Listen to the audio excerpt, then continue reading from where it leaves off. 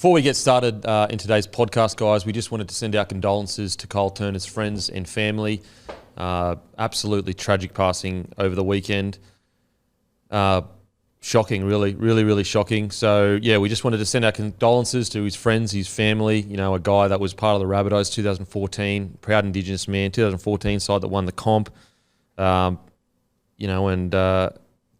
the rugby league community is mourning, and it doesn't seem real, to be honest. Doesn't seem real. Yeah, awful time, mate, for all those involved. So it's definitely sending their thoughts out, and I think this is probably one of the times that the rugby league community, they really do rally together well in like when there are the tougher times in the game. And I never had anything to do with him personally myself, but you see the outpouring of grief and the tributes coming from the community, in particular South Sydney Rabbitohs players, former teammates. Just sounded like a pretty special bloke. It's been his last recent sort of years back home in Coonabarabran, but it was a relatively short career, but as you said, grand final winner, which is an incredible feat. He won an Auckland Nines, represented the Indigenous All-Stars, achieved plenty in our game in a pretty short amount of time, came back from a bad neck injury at one point, which is a feat in its own. So, mate, really tough time. So thinking of the family and friends. Matty, as a Rabbitohs fan? Yeah, I met Cole a number of times throughout his career at the Rabbitohs, whether that be after games or end of season things, and he was always just such a genuine, nice bloke. As I said, only met him a few times, but you can see the way that his teammates kind of have spoken about him in the last few days, and everyone's kind of said the same thing. Just a really nice, humble, down to earth, salt of the earth kind of guy. So, yeah, very, very tragic, and obviously as a Rabbitohs fan, he will always hold a place in my heart. Not just being a Rabbitohs player playing one game, but being a part of that 2014 grand final. So yeah, it was absolutely terrible to hear that news on the weekend, and yeah, my thoughts go out to all his family and all his friends. Yeah, and it's yet to be confirmed as to the cause of his passing, but just to be sure, we wanted to make sure you don't go it alone. Please reach out if you need help, guys. Even if it's just guys and girls, even if it's just say the words, I need help, to someone, to anyone, I need help. That's it. Just say those words and then the process can start. Lifeline, you can call 13 11 14. So that's 131114, or you can go to lifeline.org.au. Beyond Blue, call 1300 22 4636, or go to beyondblue.org.au. Kids Helpline, 1800 55 1800. Or Headspace, 1-800-650-890, or go to headspace.org.au, guys. So unsure as to, hasn't been confirmed the reason for passing, but just to be sure, if you're struggling, guys, please reach out. Please reach out. Anyway, we'll get into the podcast as usual, but just know that we're absolutely thinking of Kyle Turner and his family and friends.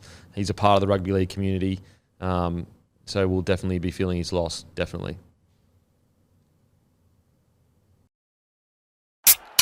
Just a bloke in a bar.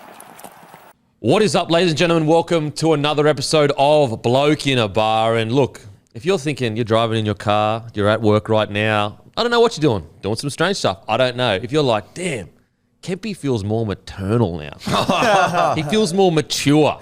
He feels like someone that I could listen to life advice from. Okay, maybe that last one was a stretch. But yes, obviously, I just had my child yesterday. Came early, boys. Yeah. Well done. Well done. Smooth sailing too, so I know how lucky I am as a parent for, no issues. It all happened quite quickly. Healthy, happy, young fella. So very, very lucky to have the little fella here. And I love the eyes up pregnancy from the little fella, knowing that it was your day off work, that you didn't have any podcasts to do, just got it done early for you. He's a bloke's bloke.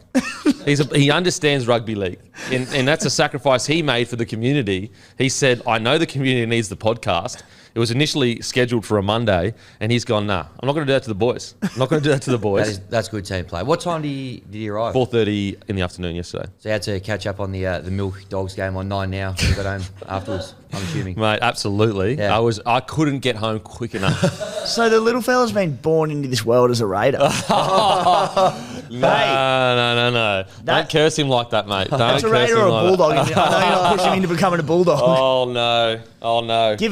Give us the big question that we're all waiting on. We all want to know, did he come out with your partner's beak or the beak's beak? Well, at the moment, it's looking like the partner's beak, which I'm actually quite happy about. He doesn't have to have a life of torment. No, it's looking like the wife's beak at the moment, but my beak didn't come out like this. I didn't come out like this. It grew to this, and also got broken a few times to become this. There's time. There's time. So it's really cool. It's really cool. And as I said, Bloke community, you might have to say, if you see him, say thanks, because he allowed this podcast to happen by literally. So we had a C-section booked in for Monday because it was looking like he wasn't going to come out for like 3 or 4 more weeks, way past the due date because he was so high up. And then Mrs. wakes up Sunday. She's like, I think my water's broke. But she wasn't cramping or anything. Calls up. They're like, look, just lie down for an hour, see you go. And then gives a call. She called back up. She's like, look, just come in just to be sure. We go in. They do this test on her. They're like, it's looking like it's negative. Just sit here for 5 minutes though. Come back in 5 minutes later. It's positive. You're going to go into surgery today. So that's eyes up footy from the little one. Just like his old man, he's built for speed, isn't he? He's built for speed, and he cares about the bloke community. He understands his old man. He has a connection and a commitment to the bloke community. But as we're speaking about that, guys, Father's Day is just around the corner. We have little bloke and big bloke t-shirts, and mate, best you believe I'll be wearing mine with proud with the big bloke with my little bloke next to me. So that is this Wednesday, 6 p.m. We've got big bloke, little bloke shirts, very limited supply, guys. And we've also got girl dad and daddy's girl shirts. The response has been massive, guys, but it is actually a very limited drop, similar to the jumpers. So please set your alarms at 6 p.m. if you want to get them, because very limited drop. Can't wait. 6 p.m. Wednesday. Be there or be scared. We've got a bunch of different colours. And look, it's actually funny because I've seen a few blokes go, how come you didn't make little bloke in men's sizes? Because I want to get my mate one of those shirts saying little bloke. So anyway, Wednesday, 6 p.m. Check her out on the website. And footies as well. Oh, and footies as well. We've got mini footies that say little bloke and daddy's girl on them, which people are loving as well. And they will be on the website. So make sure 6 p.m. Wednesday. But boys, how you going? Very well, very well. Big week for a lot of people on the show. Obviously, you had the baby. The great guru, his Sydney Roosters kept their season alive as well. And Timmy and myself actually connected on LinkedIn. So it's been a massive week. The vibes are high. The vibes are very high. And the Mighty Tigers. Never in doubt. 24-23. Do you reckon my son's a good omen for the Tigers, maybe? I do. Get around him. Great time to jump on board the Tigers as well if he's looking for a team. So the vibes are high. Yeah, it is. Good time. Great weekend. Also, the Mighty Raiders have gone top of the competition, top of the table. NLW Raiders, that is. We're absolutely flying. And I actually know why. Obviously, notably, there's no rugby league guru today, and I can reveal why. Okay. I hate to admit it, but he had a stormer of a weekend in Supercoach. In our little head-to-head battle, it's tight. He's reclaimed the lead, and the last I'd heard, he's celebrating. He's celebrating? He's having a crack. He's gone the early crow. He's on a bender. He didn't have time for the potty. Last I heard, he had his lid off, skating down George Street. He had a tinny of bloke in his hand, screaming some shit about being the 8th Supercoach immortal. And he didn't have time for us, boys. So talk about the early crow. Yeah. Mate, Guru, you're better than that, mate. You've seen way too many winters to be crowing this early. Way too many winters. Also, don't forget, guys, make sure you head to Shoe Grab to get new shoes. Free delivery on all orders over $99. Sneakers, casual, performance, slide, limited exclusives, plus a bunch of clothes and accessories. Head over to Shoe Grab, Australia's #1 shoe market. If you need some new kicks, I actually do need some new kicks soon. I'll be heading to Shoe Grab, absolutely, that's for sure. And it's started by a bloke just like myself, an Aussie, just having a go. It's growing rapidly. It's got a store in Melbourne, a store in Sydney. It's absolutely outstanding. So head to Shoe Grab, grab some sneakers, free delivery of any orders over $99. Plus, they've got casual sportswear. So check her out.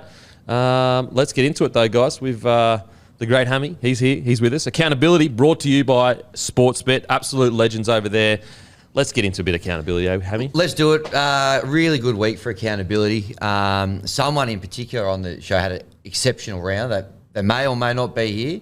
There may or may not be a bit of a twist at the end of accountability. We'll see how that unfolds. Subverting expectations. Well, you've got to turn up. That's what we say at Bloke. Yeah. Turn up for mates, family, and accountability. Yeah. So someone's about to learn that the hard way. I think that says that on our next beer case. It's going to say turn up for accountability. Get it on there. I'm going to get accountable real early, and I know that I had a stink, so here we go. I hope this twist has something to do with me being propelled to the top of the ladder. He's already making excuses. Well, we'll wait and see. All right, so the first game, Cowboys 12, Sharkies 32. Only person to collect 2 points here to collect any points was Guru. He took the Sharkies in this one. He also said on last week's show, he mentioned the Sharkies premiership price, $76 heading into last round. Yeah. After that win, they're in at $23 to win the comp. Oh, They've shaved $53 off their price off that win. God. So big result for them. But he's not here, He's so not it didn't here. happen. So, yeah. Did the Raiders odds blow out after just beating the Bulldogs?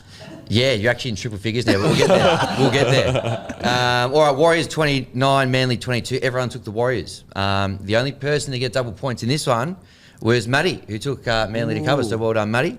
Tohu Harris, we were talking about this in the green room before the show. Yeah. Third try in 3 weeks. $7 anytime try scorer. Tohu Harris. He's in a purple patch. Absolutely. And they got the Dragons this week.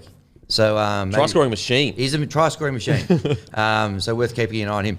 The next one here. You know what? You could have a market of who's going to have more tries by the end of the season: Paddy Carrigan, Alex Twal, or Tohu Harris. Yeah, well, Tohu looking pretty good at the moment. Hey. Paddy Carrigan 2 in a row. Thank you very much. Well, and Alex Twal got a few opportunities to fill up as well. Don't worry about that. All right. Next game, we got the Eels, 12 against the Chooks, 34. Everyone got 2 points here, bar Timmy, who took the Eels head-to-head. Yes. And the Eels to cover. Shit tipping. So, Timmy, Shit tipping. after 3 games, you're seeing him like absolute grains of sand here. 6 Hey, available points. I got the wires. You got 1 out of 6 points. Everything okay at the end of Friday? I told you he's the office person of tipping. When the business end of the season started, he has crumbled. Yeah. He has absolutely crumbled. Yes. Well, at least he's turned up today. On the Broncos of 2022. Wow. Got to separate these guys. Wow. Well, hopefully the Raiders make that this year. Yeah. We'll wait and see. The next game, the public holiday game. Tigers 24, Fish 23. Oh, my God. You dragged me in on a public holiday, Kempy, but, flexible workplace at Sportsbet. You can take the public holidays when they suit you. Just get it ticked off with your manager. Never ends out, this one, for the Tigers. Never ends out. Never in doubt. What a result. Everyone took the Tigers, Yep. and they took the Tigers to cover. Now, when we recorded, the line was 1.5 points. The Tigers won by 1 point, so everyone only gets 1 available point, which is a shame. But Come on. Never Give us in a bit of doubt. leeway there. Never in doubt. Surely. Go Tigers. Next game, Titans 14, Panthers 40. Everyone went Panthers head-to-head. Denon and Matty took the Titans to cover, so you've cost yourselves a point there. Shit. And Timmy. Here we You went come. all in on the Panthers. Here we come. Dragons 28, Storm 38. Everyone had the Storm and the Storm to cover, except Matty. He had the Dragons plus 14.5, so well done again, Matty. Double points for you. Oh, my God. What a shit week of tipping. Yeah, the next one we've got here is the Knights 29 against Souths 10. Bit of a tough watch, this one. I was watching this one with Matty. Latrell just had everything went wrong. Hit the post from right in front.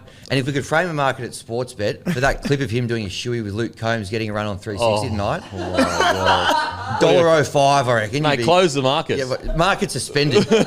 That's going to be getting a flogging tonight. We'd get $1.05 for that. I'm loading. Anyway, that market would get smashed, much like the Rabbitohs yesterday. Guru, he took the Knights head-to-head, so he picked up the 2 points. Everyone else went the Rabbitohs and the Rabbitohs to cover. So there you go. Man, Rabbitohs, you let me down. Again. Bit of character building. Then the last one here, the Poo Slinger. More patience for the Doggies fans here. Milk 36, Dogs 24. It's actually Canberra's biggest win of the season.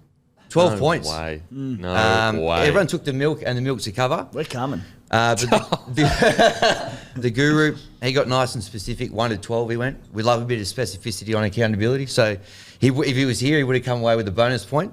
So that's it. That's accountability. So where'd the leaderboard finish? We had Timmy, 7 points. Tough week. 5 head-to-head and 2 of the Lions. Denon, you had 8. Matty, you had 10. And Guru actually picked every head-to-head result. Plus, he got the bonus point for 1 to 12, and he got 5 out of the 8 lines. But he's not here. He would have won with 14. So congratulations to Matty. I'm going to elevate you to winner this week. Oh, my God. Thank you. That's what you get, Guru. You got to turn up. Yeah, you got to turn must up. be here. So that's accountability for round 25. Wow, Guru having one of the all-time weekends. Yep. And then he doesn't turn up. Well, that's the bloke slogan, isn't it? Turn up. Exactly. Turn up for the boys. And Yep. Didn't turn up. A lot of synergy. And not talk about getting ahead of yourself. He probably knew that he'd won the tips as well as he did. You know what? He was early crowing in the week with the Cowboys Sharkies game. Yep. He put up that post. He did. Geez, maybe he's just getting a bit too big for his boots. I reckon Guru this season's coming last in the tipping, and then he threw up a social post of him getting the Cowboys Thursday night. Yeah, he did. That's curse areas. Yeah. Like, he may get this week, but I think that he may have cursed himself He's the rest of done. the year. Yeah. Because he's getting a bit too big for his boots, I reckon. A little bit. Unbelievable stuff there. So, Matty wins, but he's actually employed by me, so that's me winning. Congratulations, Denon. Thank you. That's what I was Appreciate about it. to get to. Yeah. That was a twist. Yeah. And Denon, and Guru, turn up. It's not rocket science. Yeah, it really isn't. We say it every week on the podcast. We do. Turn up for family, mates, and good times. Yeah. He's turned up for a good time. Yeah. Just not for his mates. That's it. Really disappointing. Really disappointing. That's accountability brought to you by Sportsbet. If you're going to have a punt, obviously you're going to do it with Sportsbet, the best in the business. Make sure to gamble responsibly. And some of those markets, they're $7 any time. What do you reckon he's going to be rolling in this week, Toby Harris? Well, there's been value for him each week. I reckon you're still going to get about this, maybe at least $5.50. I'd like to think. Who do the Warriors play this week? The Dragons. Oh, yeah. Every, Okay. every chance. Okay. They've been okay, the Dragons. What but about a market for like the amount of hat tricks that were scored? Could you like set up a market like 5 or more hat tricks? yeah, leave that with me. Okay. You got your best man on it, Kempy. I'll see what I can do. Thanks, mate. Thanks. Yeah. Throw that weight around. I will. Walk in with a Tigers jersey on, go on. I'm the captain now. I do that most days anyway, but we'll see if I can get that market up as well. All right, so we'll do our tips now for round 26. The first game is Penrith $1.08, Eels $8. The line in this one, a whopping 19.5 points. What are we thinking? Jesus.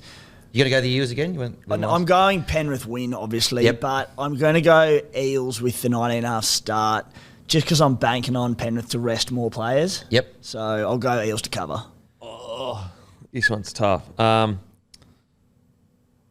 You know what? Panthers to win, Panthers to cover. Yep. Happy with that. All right, Warriors. I'll do mine because I got the camera this week. Oh, beautiful. I'm with Timmy. Panthers head to head, but Eels with the line. Matty has one win and all of a sudden he wants to be on camera. Yeah. That's why Guru didn't come in. He told him, nah, mate, you brush. Next game, Warriors $1.13. St George $6.05. The line 16.5 points. I'm going Warriors, but Dragons to cover. Yep. I've liked the Dragons lately. I'll go Warriors to win, Warriors to cover. Warriors to win, Dragons with the start. Like it. And that's the Tohu Harris game. Check those markets when the team lists come out. Fish, $3.57. Cowboys, $1.30. 9.5 is the start. This one's at Suncorp.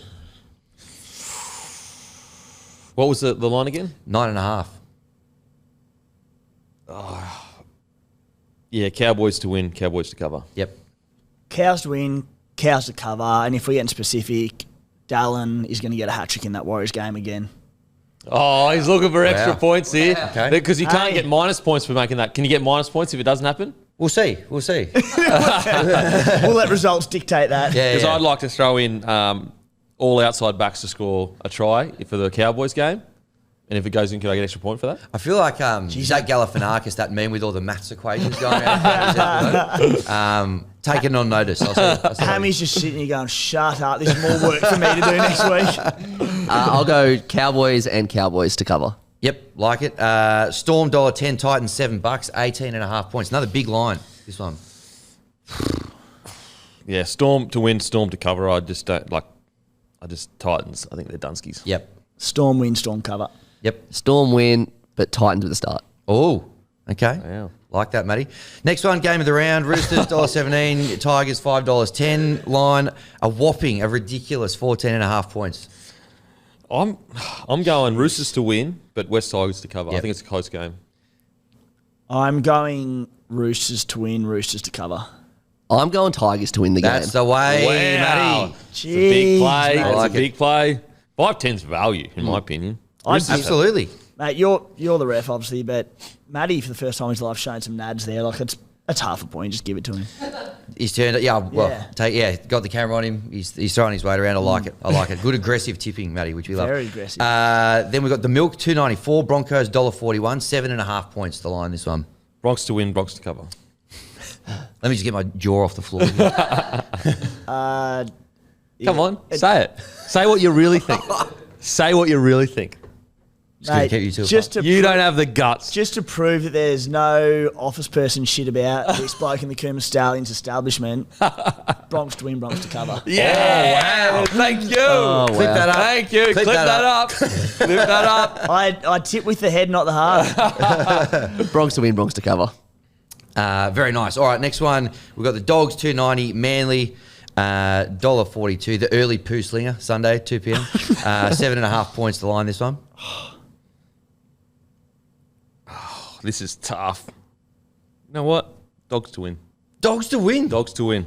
What about yesterday? Has he inspired that? Look, I think something's going to happen. I can Okay. feel it. You know, I'm going for a big play here. Yep. Yeah, you're trying to hamper the big play. No, and I'm not tipping. hampering. I'm just trying to drill in a little Don't bit hurt deeper. me confidence. No. I want to make a big play here, and I'm going Yep. dogs to win. Dogs, but you'll be a close game. Yep. Talking like 2 points. Okay. Dogs in. I like where you come from, You know what I mean? Like, has Manly been that Nah, convincing? their season's done. I'm going Dogs with you, mate. Yes, there we go. I'm going complete opposite. I'm going Manly and Manly 13 plus. I reckon Like I'll it. pop them. Wow. 13 plus. Yeah. Holy. Tail up job. Very good. Then the last game. This is the second game of the round after the Roosters Tigers game. This is Knights versus Sharks. Knights $1.68, Sharks $2.19. Can't get a ticket to this mate. game. Matty's going to be up there. He's going to have the rig out, skateboarding down the street, Jelly John style. It's good to see the Knights doing well. But who you guys got? Oh, this is so freaking tough. 3.5 to line as well. You know what? I'm sick of doubting the Knights. I'm backing the Knights in and Knights to cover. Yep. I'm going Knights to win and cover as well. Yep. Yep, me too. That's it. Good luck, boys. Stay accountable. I'll see you boys next week. Thanks, mate. Alrighty, time for Team of the Week and Hungriest Player, brought to you by the legends over at Menulog. It's been an absolute, a massive success, the Menulog partnership. You guys have been outstanding in supporting that, and I'm just stoked to be able to give something back to you with the codes. But let's get into Team of the Week. At number 1, Kalen Ponga. Jeez Louise. Cannot wait to talk about him. Greg Marju, 2. 3, Tyrone Peachy. If you had said to me heading into this year, I would have Tyrone Peachy in the Team of the Week, I would have said, you are off your head. He's been one of the great success stories this year. Mate, how good. He couldn't get a start at the Tigers. And it's easy to say you're slotting into an unbelievable system and there's star players around you. You've still got to go out there, do a job, make your one-on-ones, finish off, and he hasn't missed a beat. Yeah, there's plenty of people they recruit that don't slot in and kill it. Exactly. So it's amazing. Matt Timoko at 4, 5, Dylan Zalesniak. At 6, Luke Keary. 7, Happy Coruscant. What the hell? How good? Unbelievable on the weekend. 8, Toby Rudolph. I thought it was his best game of the year easily. 9, Phoenix Crossland. We're getting to territories now, a bit like Payne Haas, that each week's like, oh, Phoenix, just pick him at 9. Yeah, absolutely. He's just the best hooker in the NRL. Phoenix, is he a smoky for Dally M Hooker of the Year? Sorry, Harry, you're out. Oh, you're gone. you're Phoenix the is man. in. Jeez, he's improved. Is he the most improved player in the comp? He'd be right up there. He'd be close up there. Not only the most improved player in the comp, but doing it in a position he didn't come through as a junior. And what I love is that speaking to him, like reporters have said, he is actually saying, no, I want to be a 9 now. Awesome. Because he was a 6 or a 7, and now he's saying, no, I want to commit to this and be a 9, which is great signs for the Knights. If, obviously when Brayley comes back, he'll be the starting 9, but if he struggles with injury, to know that you've got Phoenix ready to go. And also, if you can have a bench rotation of Phoenix and Brayley, maybe they have a lot of impact there. Yeah. You don't have to have Brayley playing 80. Now, 10, Lindsay Collins. What a battler. How many try savers? Yeah. How many try savers? I love Victor Radley's interview after the game too. What the hell? Seeds up his ass. Avocado seeds. Jeez Louise. I hope there's not some footy players out there going, you know what, I want to try something new on the weekend. Unreal from, you know what, it was really good? It was really good to see Victor Radley happy, bantering on an interview. How many years has it been since we've seen that? It's incredible what a few wins for a footy team can do for the morale of players. Mate, it is so good. We lost that part of Victor, that larrikin that we fell in love with, a few years ago. He was such a character of the game and understandable. As a Roosters fan, if you're losing, you don't want him coming out and talking nonsense. Yeah. You're like, mate, we're losing. But it's just so good to see him back on the mic, looks happy, great to see. At 11, Eli Katoa. Single-handed, I reckon they don't win that match without Eli Katoa. He was brilliant. Like, I genuinely believe Dragons cause an upset if they don't have Eli Katoa in that game. He's the X factor in the pack that they've been crying out for. We speak about Nas every week, Sof Solomona, but Eli Katoa back to full fitness. Oof. So good. And like his first year, he's only going to get better. Nat Butcher at 12. Joseph Tapane at 13. I know he started at 10, but eventually he does move into that 13 role, and he kind of does play like a 13 anyway. At 14, Adam Fanor Blake. I mean, you may as well keep him in the side every week. 15, Royce Hunt, crazy impact. 16, Terrell May, my boy, unbelievable impact again. And 17, Tohu Harris. I mean, you could have put him in there. You could have put Tohu Harris in your team of the week every week this year, and I wouldn't have said that. Outside, even the weeks he didn't play, I'd probably just be like, you know what? He deserves it. He deserves it. You're waiting each week for one of his limbs to come off. There's that much strap and tape on there. He doesn't just come out and play 70 to 80 minutes, but like 3 tries on the trot, not just shit ones, diving on a loose ball or something like that, running hard, hitting holes. They've been awesome tries. Now, time for Hungriest Player. This week, the Hungriest Player is Kalen Ponga. That is right. Kalen Ponga is the Hungriest player brought to you by Menulog, the absolute legends. The code this week, it's not Ponga, it's Kalen. Kalyn, because we can't use, Kalen Ponga has won it before, we can't use the same code twice. So the code is Kalen, and you get free delivery when you spend $15 or more. That is the best deal. $15 or more free delivery, that's unbelievable. So use code Kalen for free delivery when you spend $15 or more. That is thanks to our absolute legend partners, Menulog. Get in there if you're going to order some food to come to your house. Use Menulog, download the app, and use code Kalen to get free delivery when you spend $15 or more. Knights have won 7 in a row. They got the Sharks at home this Sunday. Then they got the Dragons. Do you reckon Ponga has any chance of winning the Dally M? Ooh. I think people picked up too many points early on. Because like Payne has been playing like this all year. SJ's been playing like this all year. Whereas Kalen missed... He missed round 3 to round 7. Came back quite shoddy for a few games. He has played round 11 to around 11.25 since then. Obviously didn't miss anything through Origin, so probably missed too many, but... I'd say he might be in the top 5. I think he will be, yeah. Which is what a year. What a bloody year. We'll talk about it more on the game, but just to see Kalen Ponga doing what he's doing at the moment, it very rarely do you see a kid that you have a whole club's future placed on their shoulders, essentially as a teenager. Very rarely does it come true. And for Kalen Ponga, for many years, it looked like it wasn't going to come true. I think we're finally starting to believe, like, hang on a sec. Are we seeing Newcastle get back to the glory days of Joey Johns? Like, I believe we might be at the start. And it's only one season. They've got so long to go towards a premiership. But put it this way. Imagine how much easier it is for their recruitment officers than it was 3 months ago. Imagine their recruitment officers at the start of the season going out to trying to recruit players and get youngsters, get players around the clubs. Imagine them going now to the clubs and to players and saying, look at the sellouts we're getting. Look at Kalen Ponga. Look at what we've got building here. It is incredible what we're seeing. And I'm so happy for Kalen that, he is fulfilling, his destiny to a degree. Yeah, and you look at the fact that you say, how still a fair way away from premiership and whatnot, but what's changed this year? They've gone on this incredible run, 7 on the trot, and what's changed? It's Kalen Ponga coming back from injury. I know he came back a little bit early, but he was a little bit slow to find his feet, which he had every right to be after a few head knocks.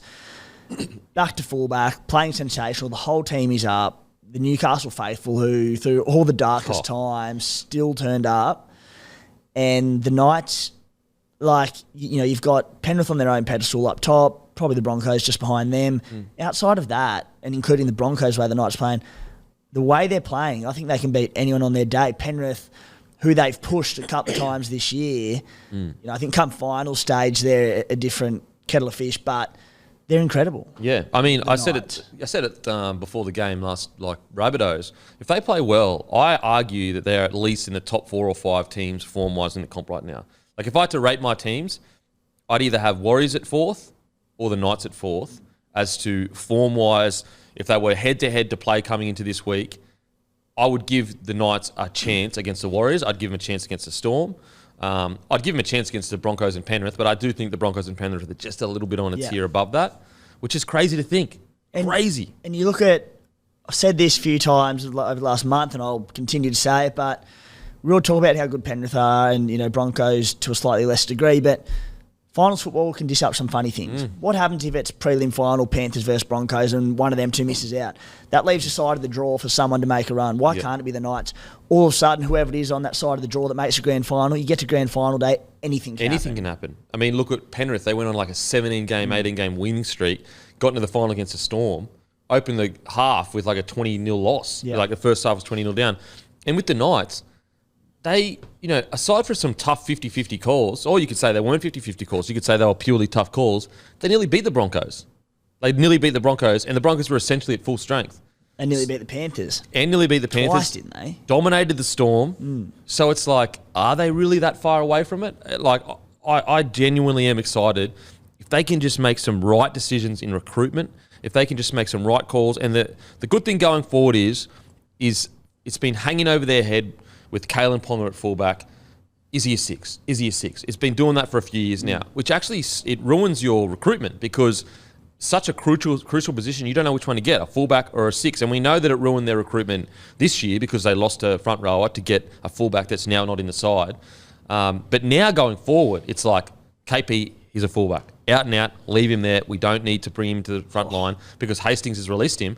Their recruitment just gets completely freed up. They know exactly what they need to do. They know exactly the direction they need to head. So I'm super excited. Plenty of work to go. Plenty of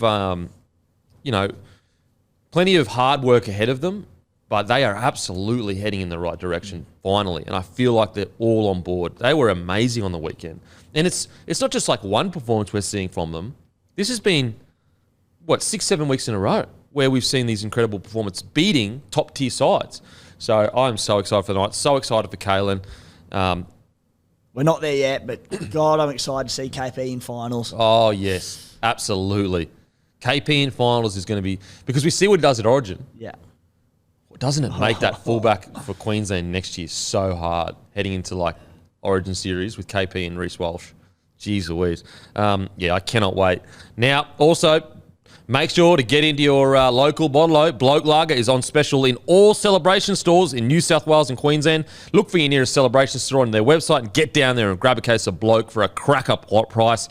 It is the beer of rugby league, guys. If you love rugby league, if you love the podcast, go down, grab a case of beer because that's what keeps us moving. That's what keeps the lights on, guys, is you guys supporting the beer and you get a free podcast or, podcast all week. By supporting us through the beer. Plus, it's an absolutely beautiful, beautiful beer. Get down to your local celebrations, grab a case of Bloke beer, or grab a six-pack of the lager or the midi. It is bloody beautiful, I promise you. And it's a beer for blokes that turn up, for family, mates, and good times.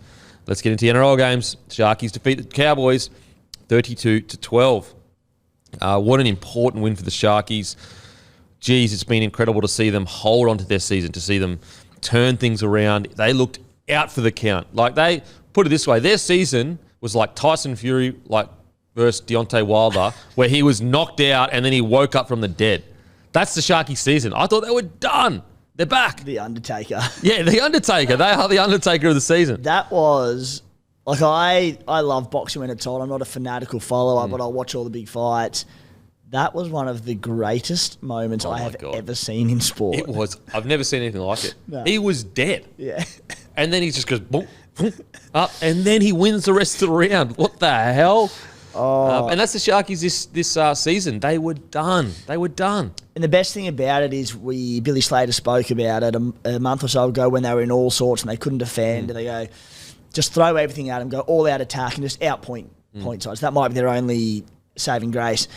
But their defence has picked up so much as well. Massively. And that's what's great to see. They look like a different side. Because it becomes, all right, maybe they can grind a team out. We know they've got the flash and the points in them to do some damage come finals time. And they're such an enjoyable team to watch, the Sharkies. So much strike across the park because they have had their defensive issues. There's always points in the game. They're easy to get around and follow and get excited for. So another team that now, out of nowhere, looks like they're going to be cemented into finals footy. And I wouldn't want to play him. You'd hate to play him. You'd hate to play them versus the Knights week one of finals would be one of the great games of footy. Stop it. Get a little teaser this weekend, but mate, it's so good to see. And like, although I understand the idea behind, look, just attack, score more points, maybe reassess in the off-season. But I think the courage or the determination shown by Fitzgibbon of, okay, we could do that, but how are we ever going to win a premiership like that? Yeah. You know, so we could just go all-out footy, we go out on our sword, it happens. But he's gone, no, he's there to win a comp. He's not there to make the 8. And I love the fact that Fitzy has done that. And the guys that have come in, had a few weeks together now, their defence looks like a different side. Well, Wade Graham watch, left edge, all the poor defence this year was coming off, or the large majority of it, I should say, was coming off how poor that left edge were defensively. He's come in, that edge has conceded something like 2 or 3 tries in about a month since he's come in. They conceded 1 on the weekend, and that was nothing wrong with Reeds or anything. It was the Valamai try where it was just a brilliant finish, and everyone was in position. He just fended off Seafar. Yep. Really, really good wingers finished out from Valamai. Yep. But that left edge, it's completely changed. It's completely changed. The only other line break I saw was just a miscommunication with Trindle on the outside. Like the outside got up, Trindle backed off, and then there was a gap in between. Trindle did slip over, but that's just inexperience. That's not, that's not poor systems. They had the right decision. If Trindle had have gone towards the ball player, he would have tackled him. That's just inexperience of working together. Yeah, that's all big that time. is. And then that edge is now racking up games together. We mentioned Wade Graham, how good he's been there. A little blip there for Trindle, but he's been terrific for them defensively as well. They can keep this up. They knows? can shake things up come finals time, which, like, how good's rugby league? Just within the space of a month, 10 different teams you like, contenders, pretenders, and then that flips around and it's like, how the hell do you predict this It's game? unbelievable. And the good thing for the Sharkies, I know it would suck for Matty Moylan because I'm sure he wants to play NRL, but they don't have to make that tough call anymore. Like Trindle is the 6, and look, he may go on and play some poor footy, and maybe Matty Moylan comes back on. I'm not sure, but they've almost taken that tough call out of your hands. Put it this way: let's say Matty Moylan, he played really good last year. Defensively, he wasn't so good this year, but attacking-wise, is good. But let's say his defence was okay. He goes into next year, has a solid year. That decision becomes even harder then because you're like, oh, do we put Trindle in? But Matty Moylan got us to a prelim. Or whereas now you go, well, Trindle's won that spot for now. We don't, because the worst thing would have been, what if Trindle, let's say he wasn't getting a start, he gets midway through next year and he's like, I'm done. Like, I'm not waiting any longer, and he goes to another club.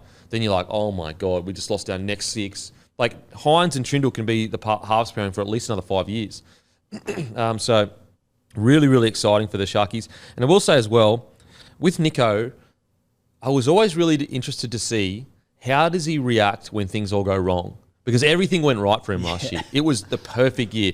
Dally M takes Sharks out of the 8 into the top 8, gets them into finals footies, plays incredible rugby league. Not a single thing goes wrong. That's not to discount the hard work that he did. I'm sure there were plenty of weeks where he was busted and he didn't want to play, or it was hard to get up for a game. It's not to discount his incredible efforts, but it's how does he react when everything's going wrong?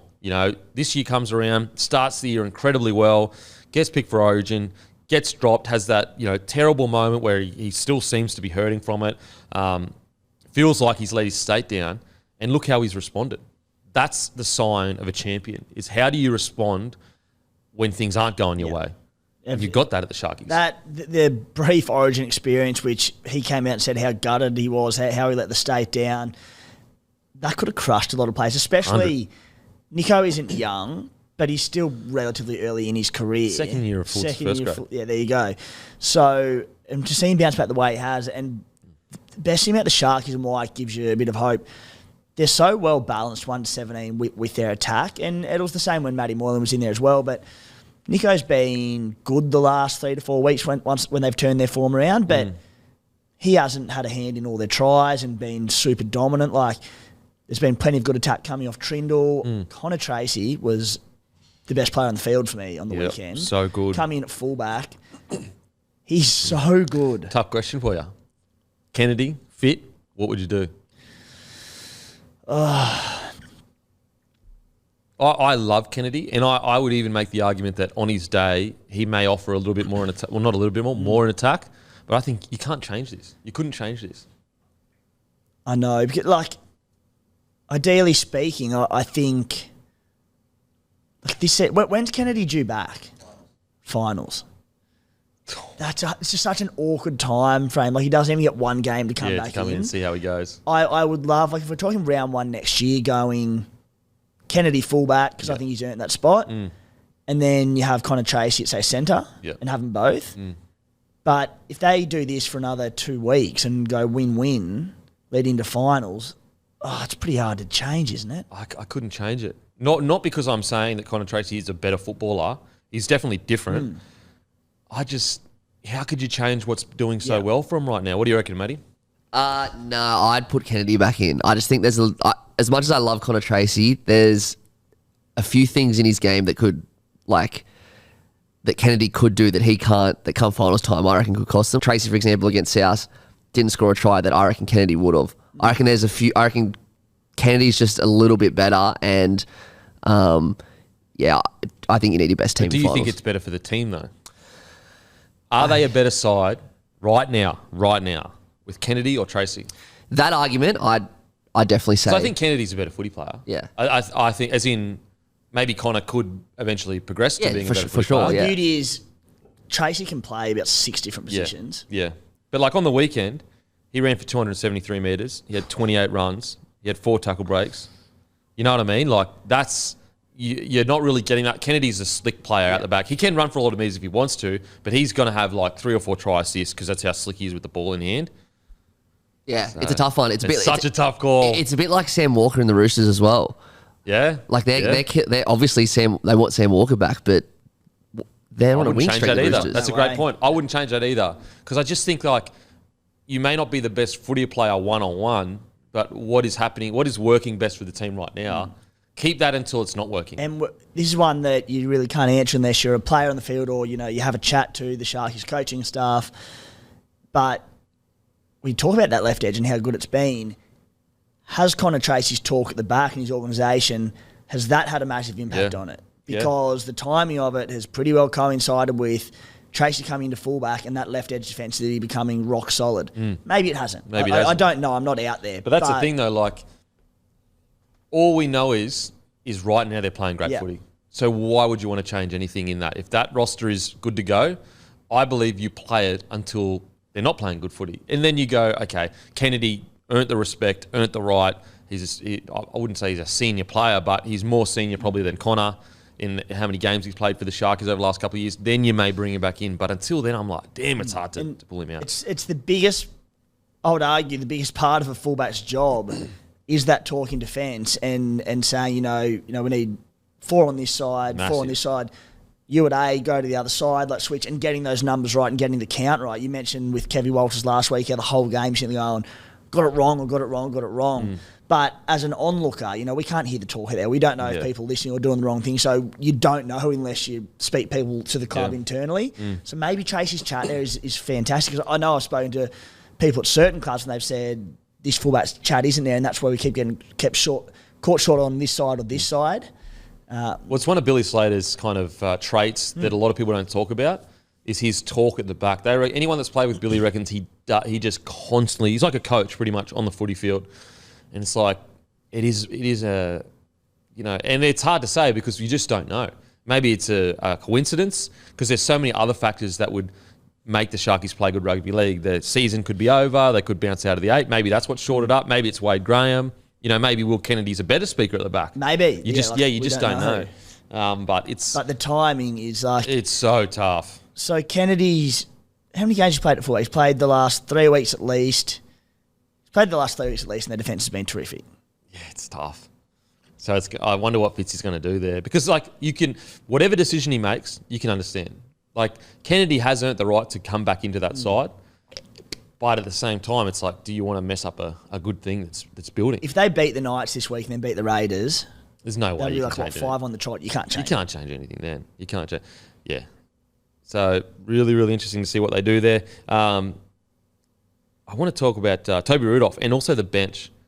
I thought the Sharkies bench and Toby Rudolph were outstanding. And, you know, Toby Rudolph, I thought, had his best game of the season. But you look at, okay, so Toby Rudolph had a great game. Royce Hunt had a great game. Thomas Hazelton had a great game. And you go... You sit there and go, when was the last time you really thought that the Sharkies' front row rotation had a really good game. Dominated the opposition. You left out the Stallion there, mate. Oh, That's my your, bad. your Kuma bias. your hatred of Kuma and the Stallions come there. Jackoon's had the most metres of all of them. But you're right. They're all been terrific. And they all offer something slightly different. There's no letdown, is there? When you go through the bench rotation and you see with a club like Parramatta, who over the years, a little bit, recent years, when Bolo goes off, when Campbell Gillard goes off, and if there's a few injuries, they're just a bit lighter on. You know, Hungriest goes off, Rudolph will go off. There's more big boys coming on, and they're having the same sort of impact. It's a good position to be in. Yeah, and I'm just trying to think of a game where for 80 minutes, the Sharks forward pack pretty much dominated the other one. It's been a while. It's been a while, which is good signs that their forward pack are starting to play the way we know they can play. They've got, watching them quite closely on Thursday night, I love their shape off Brayley, the forwards in and around the ruck. They get a lot of barge over tries and they run in pairs. Early on in this game when it was a little bit closer and the Cowboys went out to a lead, I was watching and I do think just like coming out of their own end and going downfield, they're quite one out. They were on the weekend, I should say, quite one out. I'd like to see them running in partnerships a bit more, running in pairs. You know, I speak about, I think the best example this year are the Warriors, who do that incredibly well through Tohu, Fanua Blake. What they do around the line, brilliant. But just coming off their own end, I think it'll make life so much easier for them. I wonder how old, can you get up to like their forward pack's age? Like Rudolph, Uele, Hunt, Hazelton, Williams. Because I'd be really interested to see, like, are they a young forward pack, comparatively speaking? To others. Are they like 25, 26? There wouldn't be many in that are, I don't think any from be over 30. So it's like, is that something that they can add to their game over the next? Because like they're a relatively inexperienced, like the players I just named, they're relatively inexperienced. So you go, okay, if they get into 100, 150 NRL games, will they start adding that ball playing? What do you got there, Matty? Toby Rudolph is 27. Hamlin-Wele, is 28. Hazelton's 24. Royce Hunt's 28. And Jack Williams is 26. Okay. So they're older to a degree, not old, but experience-wise, you know, they're all under 150 games abouts. Have you got that there? Yeah, they will be. It would be about that, yeah. So I wonder, as they get more games under their belt, will they start adding those things into their game and really... Because like you look at a guy like Payne Haas, it's only really been this year where he started to add a bit of ball playing to his game, and he's just hit 100 games. I don't think it's hard, though. I don't think there's much experience to it. It's, mate, if one bloke's going up, one off the rack by himself, coming off out of his own end, you just push up with him. I think it's little effort areas. But the effort areas comes with, like when you're 18, I know it's 18, like when you're an experienced NRL, those things aren't second nature to you. So when you're fatigued, you don't do it. Yeah, true. And so with these guys, they may not be second nature yet to go, okay, I'm fatigued, I need to be there. You kind of make excuses, and that's why older forwards are usually a little bit better. And it's where, like, Wade Graham coming in, whether he kills it or not, just that, the experienced head there, Cam McInnes. Yeah. It's a relatively experienced pack, but quite young, so them two in there. Yeah. And they're missing Dale Finucane as well, which is big out. None of them played 100 games. There's a couple of like high 90s, but out of the 5 I named. And so you look at a guy like Payne, I know he's way younger, but it's really been this year that he's added a few extra things to his game. Because as a forward, it's not really till you get around the 100-game mark that you understand exactly where you're at. Like even I remember when I interviewed Gordy Tallis, it wasn't until about year 2000, I think, where he said he fully understood what he offered to a rugby league match. And he would have been like late 20s at least by then. So really good stuff for the Sharks. I'm so happy for them. I really am. It is crazy to think how ironic, I guess, life is that the Cowboys who knocked them out last year, but also who, 6 weeks ago you would have said, oh, the Cowboys, they're on their way to a premiership. The Sharkies, like we are worried about them, and maybe it was 1 year. And then they play each other, and this is basically the point. They meet at a point where whoever wins this match essentially approves to the other team, like, we're the ones on the way up, you're the ones on the way down. They get to the Cowboys, and the Cowboys are clearly nowhere near where they should be. The best part of it, like from a Sharkies perspective, the Cows were coming off the bye. They were at home. They had everything to play for. Yeah, everything to play for, and Sharkies were way too good for them. And what's weird is, like, 20 minutes in, I was sitting there going, Cowboys are just a tougher footy side. I was thinking they're just getting out toughed here. Sharks started really well, but the Cowboys are just tougher. That's in my mind. I thought the Cowboys were a tougher footy side heading into this match. The Sharks out toughed them. The Sharks were like, no, they didn't blink. They didn't even, flinch at the fact that because I didn't think, aside from maybe the back end of each half, I thought the Cowboys played pretty well. They weren't that bad. They didn't play poorly. They were outplayed. They were outplayed. They lacked great creativity, but I thought their forward pack and even both teams essentially completed 100% for nearly 20 minutes. How good was the start of that game? So good. Where they were just going, waiting, as you said, waiting for the other one to blink. Yep. And no one did for about 20 minutes. So good. They were both, it was about the first 20. They were 10 18th minute first error. Great. That's what you so want to good. see. And so what I was amazed at is usually Sharks just completely, they just struggle in those. They don't want to get in the grind. Yeah. They were like, nah, we're doing it 80 minutes. So it was really, really good. Now onto the Cowboys. Really, really disappointing for the Cowboys. Struggle with creativity when they did have attacking ball.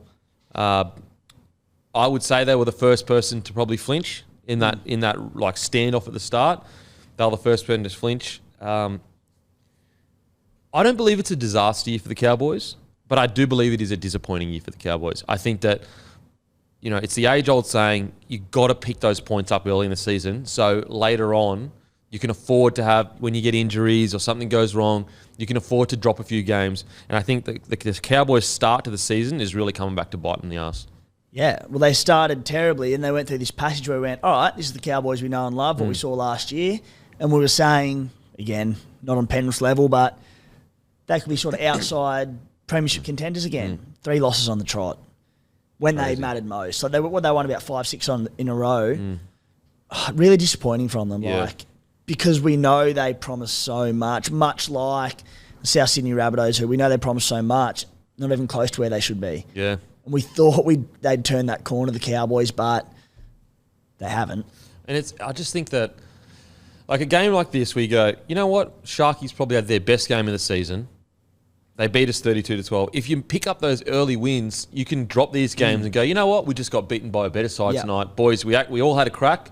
I don't think anyone can discount their effort. I thought they had a massive, massive crack. It just didn't work for them.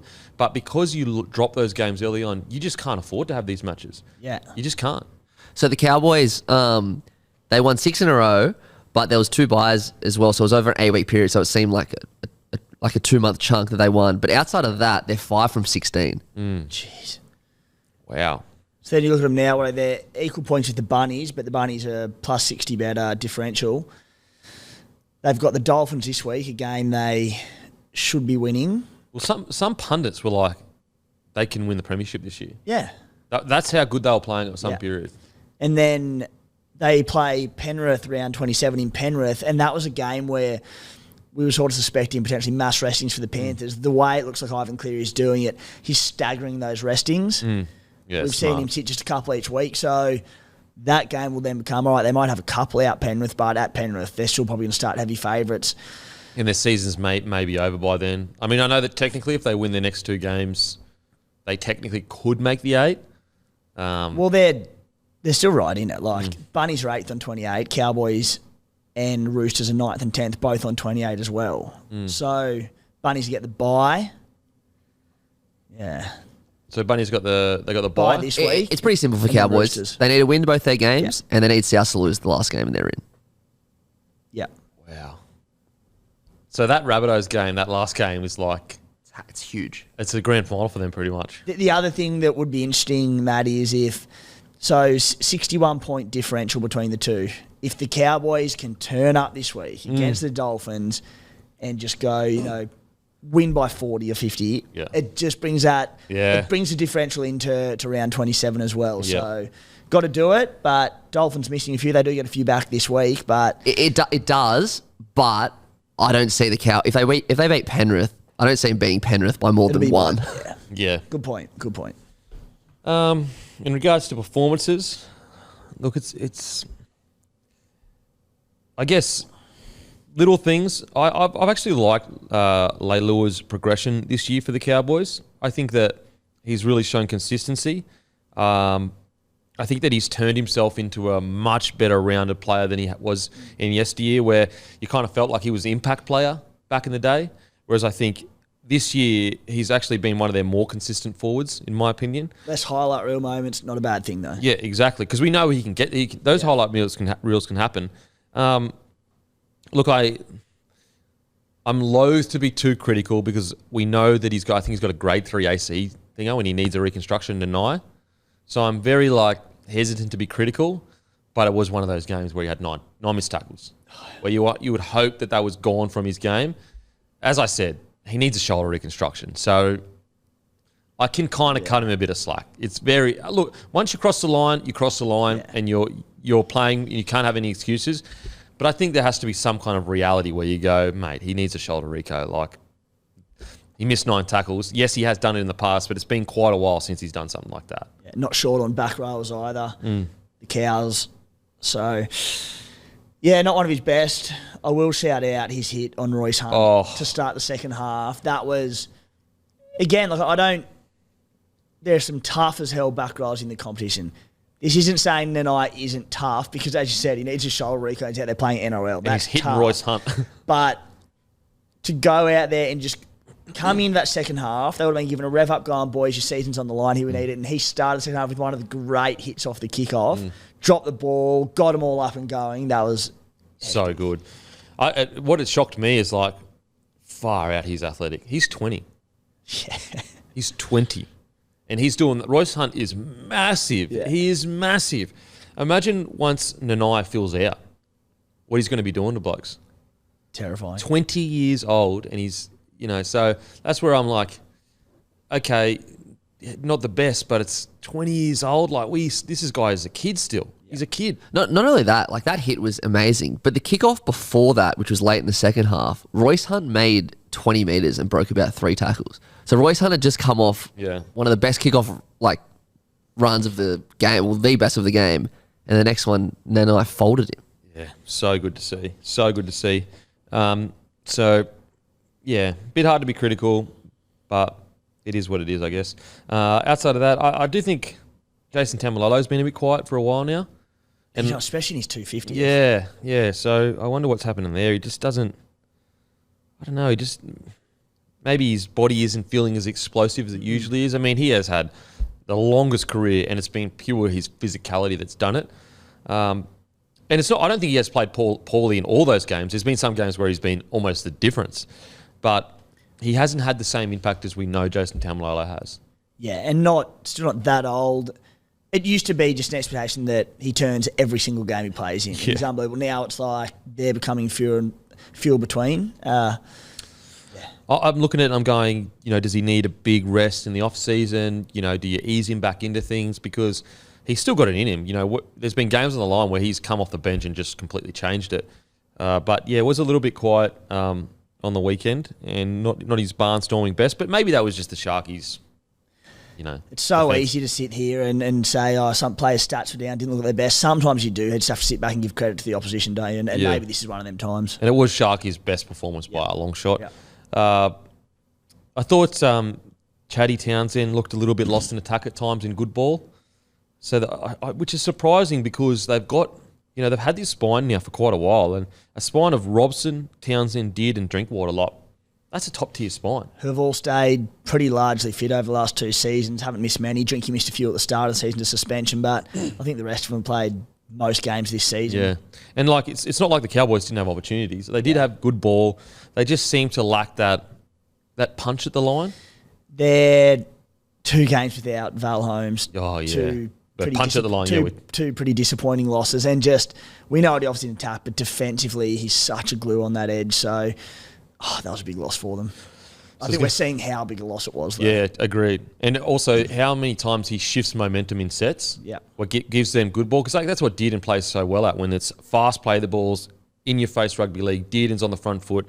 And then so when it was a little bit slower and they didn't have that, it just looked like when they got into good ball, they just didn't seem to have that same connection as they usually do, that same, digging deep into the line, creating numbers on the edge. So... look, as I said, I don't think there was. I was reading some comments basically saying the Cowboys were terrible. I don't think they were terrible. I really don't. Were they as good as they can be? Absolutely not. But I thought they had a red hot crack. A few things didn't go their way. They weren't great, They weren't good. They were okay. Whereas the Sharks were probably nearly the best they can be. And it was just one of those nights for them. It's just one of those nights for them. And unfortunately, at the start of the year, they just haven't. They just lost those points. They completed at 83%. And you look at that two ways. You could go, they completed at 83%. Why did they only score 2 tries, I guess? But Well, that's what I'm saying with the creativity. I think they lacked a little bit in attacking ball. No, I'm with you. I don't think they were as bad as the scoreline suggests. Disappointing, sure, but not that bad. Yeah, agreed. I think the scoreline doesn't. I would have been happy with like a 24-12. I reckon that's about where it was at, which is not bad. Like the Sharkies are above them on the table. I think people forget that. Like Sharkies are above them on the table. We think that the Sharkies are below them. All right, on to the next game. Warriors defeat the Sea Eagles 29-22. Let's get the big call out of the way. Ruben Garrick is a bouncing ball. He jumps up to catch it. It's not a kick. It's a bouncing ball. He gets his legs taken out from underneath him. Now, by the letter of the law, it's not a penalty. Graham Annesley has come out and said he wasn't in dangerous position. I don't know if he said that, but he said like he didn't go past horizontal. He wasn't lifted and driven into the ground. Landed on his back. It wasn't a kick. Give me your thoughts. Was it a penalty or not a penalty? So, correct me if I'm wrong, but as I said, a letter of the law where when it's a bouncing ball, there's no like tackling there, that sort of thing. But the referee can use their discretion to say this person was put in a dangerous position, in which case it could have been a penalty. Like he could. Can you get the quote up, please, from Graham Annesley? I'm pretty sure the ref does have the discretion to say he was put in a dangerous position, in which I would imagine that would outweigh the fact that there's no tackle in the air of a bouncing ball. So probably should have been a penalty. Yeah, I'm really torn on this one because I'm too. So like some arguments are we've been so duty of care and we've got to no head highs. First of all, I want to get rid of this idea of duty of care. Rugby league players in the NRL do not have a duty of care to the opposition. They have a responsibility to play within the rules. That's it. They don't have a duty of care of like not hurting someone, nothing like that. It is the NRL that have a duty of care towards the players. When I'm on a field, I don't have a responsibility to not hurt you. Yeah.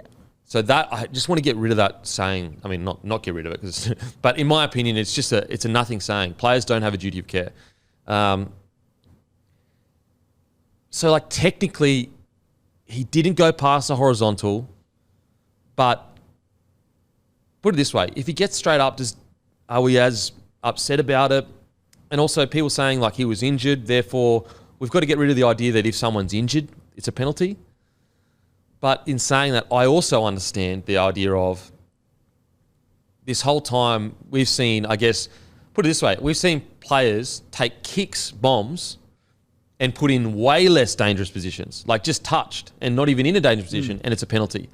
And so that's where I think the disconnect is that we've seen kicks get caught where players get put in a less dangerous position and it's a penalty. Whereas because this wasn't a kick, you're going, nah, not a penalty. But how can you really say that wasn't dangerous? It was absolutely in a dangerous position. Yeah. And said, like if you'd have gone a smidge more over the horizontal, it's like it's absolutely dangerous, it's absolutely a penalty. I mean, we're trying to avoid these situations entirely, aren't we? Yeah. So, I said, I don't think it's just black.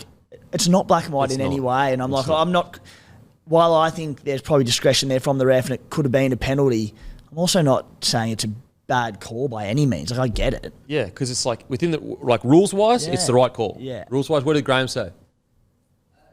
I can't find the quote about discretion. I'm just kicking the same I'm trying quote. to find it. No, not the discretion quote, just the quote on the penalty.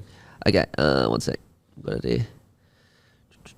Okay, what did Nickel Clockstad do wrong under the laws of the game? He did not tackle Garrick without the ball. It was not midair from a kick. He did not lift him. He did not drive him into the ground. But he did not make eye contact. It was a bouncing ball from the charge down. The contact was not careless. It was nothing more than an accident. Maybe I'm dreaming up the discretion. Well, the ref does have discretion though. That's what I thought. Like how many times have we seen block runners go through and sometimes they call it, sometimes they don't call it because they go, it's common sense, he wouldn't have made it. And then other times they're like, nah, a rule's a rule. So, look, I'm not sure where I land on it. I can, we complain so much about, the game's gone soft and I don't want the refs to call it when it, a hand slips up and hits someone in the neck. well, then you can't turn around and go, oh, that should have been a penalty. He was in a dangerous position and it could have been something could have gone wrong. You've got to be either or. You've got to be for, safety and, if you're going to go, all right, if it slips up and hit the head, we're trying to keep the players safe. All right, he was put in a dangerous position. We're trying to keep the players safe. But if you're like, look, let's just stick to the letter of the law, then it's like it's not a penalty. So it's a bit of 50-50. But where I stand on is this, is that didn't lose Manly the game. Oh, no. And like there were for example, one of the tries was absolutely not a try for Manly. And I don't think that also that I think didn't they miss a goal kick as well from a penalty that wasn't a penalty, like probably not a penalty. So it doesn't matter how you splice it. I think looking at that call specifically, where you can understand where the ref is coming from, it's the letter of the law. By the letter of the law, it's not a penalty. And even Manly has said that. I don't know how you can be that angry at the ref when you had a try given to you that was not a try. I just understand that it wasn't black and white and come out and say, like, Siebes just blew up Deluxe, and I get it. Manly are playing. Season on the line. There's season on the line. He's passionate. He's wants to get inside in the finals. I fully understand the heat of the moment, but it's just like, surely you just acknowledge, you'd say, I thought it was a penalty. I thought he was put in a dangerous position, Don't tee off on the poor ref because it wasn't black and white. This is one where I think it's unfair to go hard on the ref. Yeah, definitely. Like, that was not an easy call to make, and either way you went, you could be right. Yeah. If they had given that a penalty, I would have said, oh, all right, okay, sweet. They don't give a penalty, go, you know what I mean? The same reaction. If he gives it a penalty, everyone says, how's that a penalty? Under the letter of the law, it's not a penalty. So it's like the poor ref's on can't win. Nothing. And like technically he got it right because it's hidden with the letter of the law. Yeah. But then the argument against that is if you're reffing within the letter of the law, you'd be giving penalties away every single tackle nearly. So it's just a confusing call to make. But that's where I go back to, that wasn't why Manly lost. And also, you had a try awarded to you. Guess why? The letter of the law. Bunkers can't rule on forward passes. Yeah. You know what I mean? Exactly. So and I get it. Manly had a dud call the week before with Liam Martin knocking it on. So yeah, I feel sorry for that. Like, I've been really critical of refs, and don't get me wrong, there's other games where have been some shocking calls, but this specifically, I don't think the ref did anything wrong, and I feel sorry for him that he's getting pumped, smashed for it. So do I. Anyway, let's get into the game. Look, I'm like, this one's a really tough one to kind of analyse because you could look at it two ways. Manly played pretty well and Warriors still got the win, or Warriors' goal on defence is concerning, and if they play like this in finals footy, they're going to get pumped. So I tend to lean towards, like, let's just remember where the Warriors were at the start of the year. And if you had said you're going to win tight matches towards the end that are going to get you into the top four, you would have taken that any day of the week. So I reckon let's focus on the fact that momentum swung back against them. Yes, there are some deficiencies, especially on that left edge, that may be targeted by the top tier sides. At the end of the day, a win over Manly. I did think Manly played probably one of their better games of footy in a while. So you take the 2 points and you just move forward. Isn't it funny how quickly your attitude towards a team can change? And the Warriors sitting here going the last few weeks, they've won games, but it hasn't been overly pretty. They haven't looked that good. A few defensive issues. The start of the season, as you said, we were like, none of them has had them in our top 8. Now all of a sudden we've got them as like title contenders in the top 4, killing it, and they concede 4 tries and win a game. What's that there? X amount on the trot, a fair few. Yeah. And it's like not good enough. Yeah. That's how quickly the standards change. Yeah, 100%. We'll talk about the Warriors. Look, their attack, that's the one thing you can take out of it. When they get in good ball, their sets that they set up, I'd make the argument they're as good as any team in the comp. When it comes to where we're playing, SJ set, and you can see every player is hitting their cues exactly when they need to get it. There's no selfish player in that Warriors side, and I think that's what makes them special and what's going to drive them even further next year. Because every player, you would be shocked. Fans listening and fans watching rugby league, you would be shocked at the amount of times players will take a hit up when it's not part of the set, but it's because they want to hit up. They haven't had a hit up in a couple of sets, so they just demand the ball and they overcall some of the younger boys, or they overcall a player that's supposed to get it somewhere else. And halves, and I know halves, you praise them when they win and you get angry when they lose, but you'd be shocked at the amount of sevens that are actually doing the right game plan, but they've got forwards that don't bloody listen to them. You would be shocked. I mean, you could speak about it. Like, how much is the halves telling them to get to a certain spot, and before you know it, you got a selfish front rower that's just bouncing across the field, fending everyone. Doesn't make any meters. Set out of whack. Yeah, blows the whole set out of the whack. Now we're sitting over here. My fullback's on this side when I need him on the short side. Everything has changed. I mean, you could talk about it. It's crazy. And the Warriors, with everyone in such unison at the moment, and in particular their right edge, and you're looking like how to defend it. It reminds me a little bit of the Storm in, I need to get my years right, but like even the early around that 2008 to 2012, 13, when they were really regimented, quite like monotonous, just block plays, and it was boring, but the timing of every player and how well they knew their role was so perfect that teams couldn't defend it. I'm not saying the Warriors are a boring, regimented team like that, but like the tries they're scoring on that right edge, and Dallin Watene-Zelezniak's just having a field day off the back of it. It's the same play every single time, just block plays, chance sweeping, tipping on. But the timing is so good, teams can't stop it. Yeah, they can't. And off the back of that, because the ball playing among the middles is so good, and off the back of Wade Egan and Tohu and AFB, we speak about it every week, you know, they can't just peel out and just go wide because they know they're going, because they play short and Tohu hits AFB and AFB cruises through. Yeah. Yep. It's so good to watch. It actually reminds me of Rabbitohs the year they made the grand final. Sometimes it looks like SJ's walking into the line. Yeah. Like, he's honestly hitting so slowly, but it's almost like he lulls them into a slower pace. So the defender goes, oh, okay, slow. Instead of going, oh, fuck, I'm just going to go straight to SJ and jam him. You know, they don't actually go and get him. So it's going to be, you know, the way to shut that down in defence is getting a man that's either 4 in or whatever and going straight at SJ and taking his time away. But he's just dictating the pace so well. There's never been a greater example of when you use the term tempo when it comes to a half. Yeah. Playing the game to his tempo. And when you hear people say about the great halfbacks that they've just got time on their side, and Joey Johns is one of the greats with it. And there are so many little things that a half does to do that. And it's A, having runners all around them. B, sounds simple, but getting the hands up, shaping one way, shaping the other, what they're doing with their eyes. And he said players just have to hold off them because they don't have a clue where they're going. Yeah. And he makes it look so slow, but it's genius of playmaking in rugby league. And SJ has just got it so finely tuned.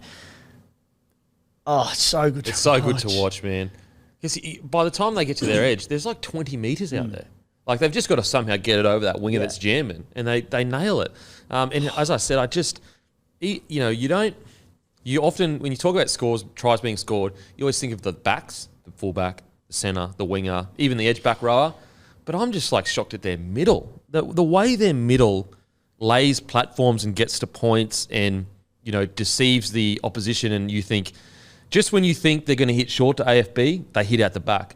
And then just when you think, okay, they've gone out the back 3 times, boom, they hit AFB at the front, or Tohu Harris or whatever. It is just so silky to watch, and they're all in sync. You can see from tackle 1, every single tackle is getting exactly to the point on the field they need, and then the space is created towards you. Like, I reckon SJ sometimes looks there, and when the first tackle goes ahead, he already knows that there's going to be 20 metres spare space over on the right side because of the way they manipulate the defensive line to get exactly where they need to.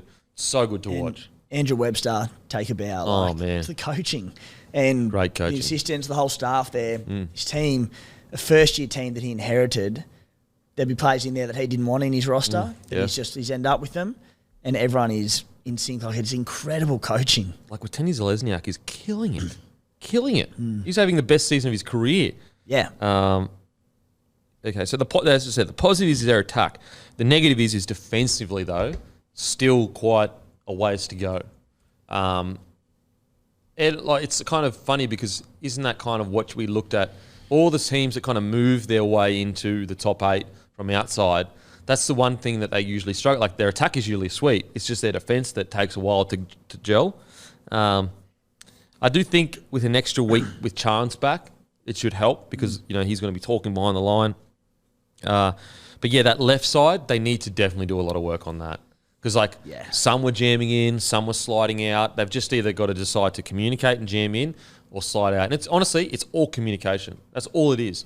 If you say, usually before a play happens or as it's happening, if you talk the whole time, at the very least, you're all doing the same action. You may not make the right decision, but that's the problem at the moment with the Warriors is that like one player is jamming and one player is sliding.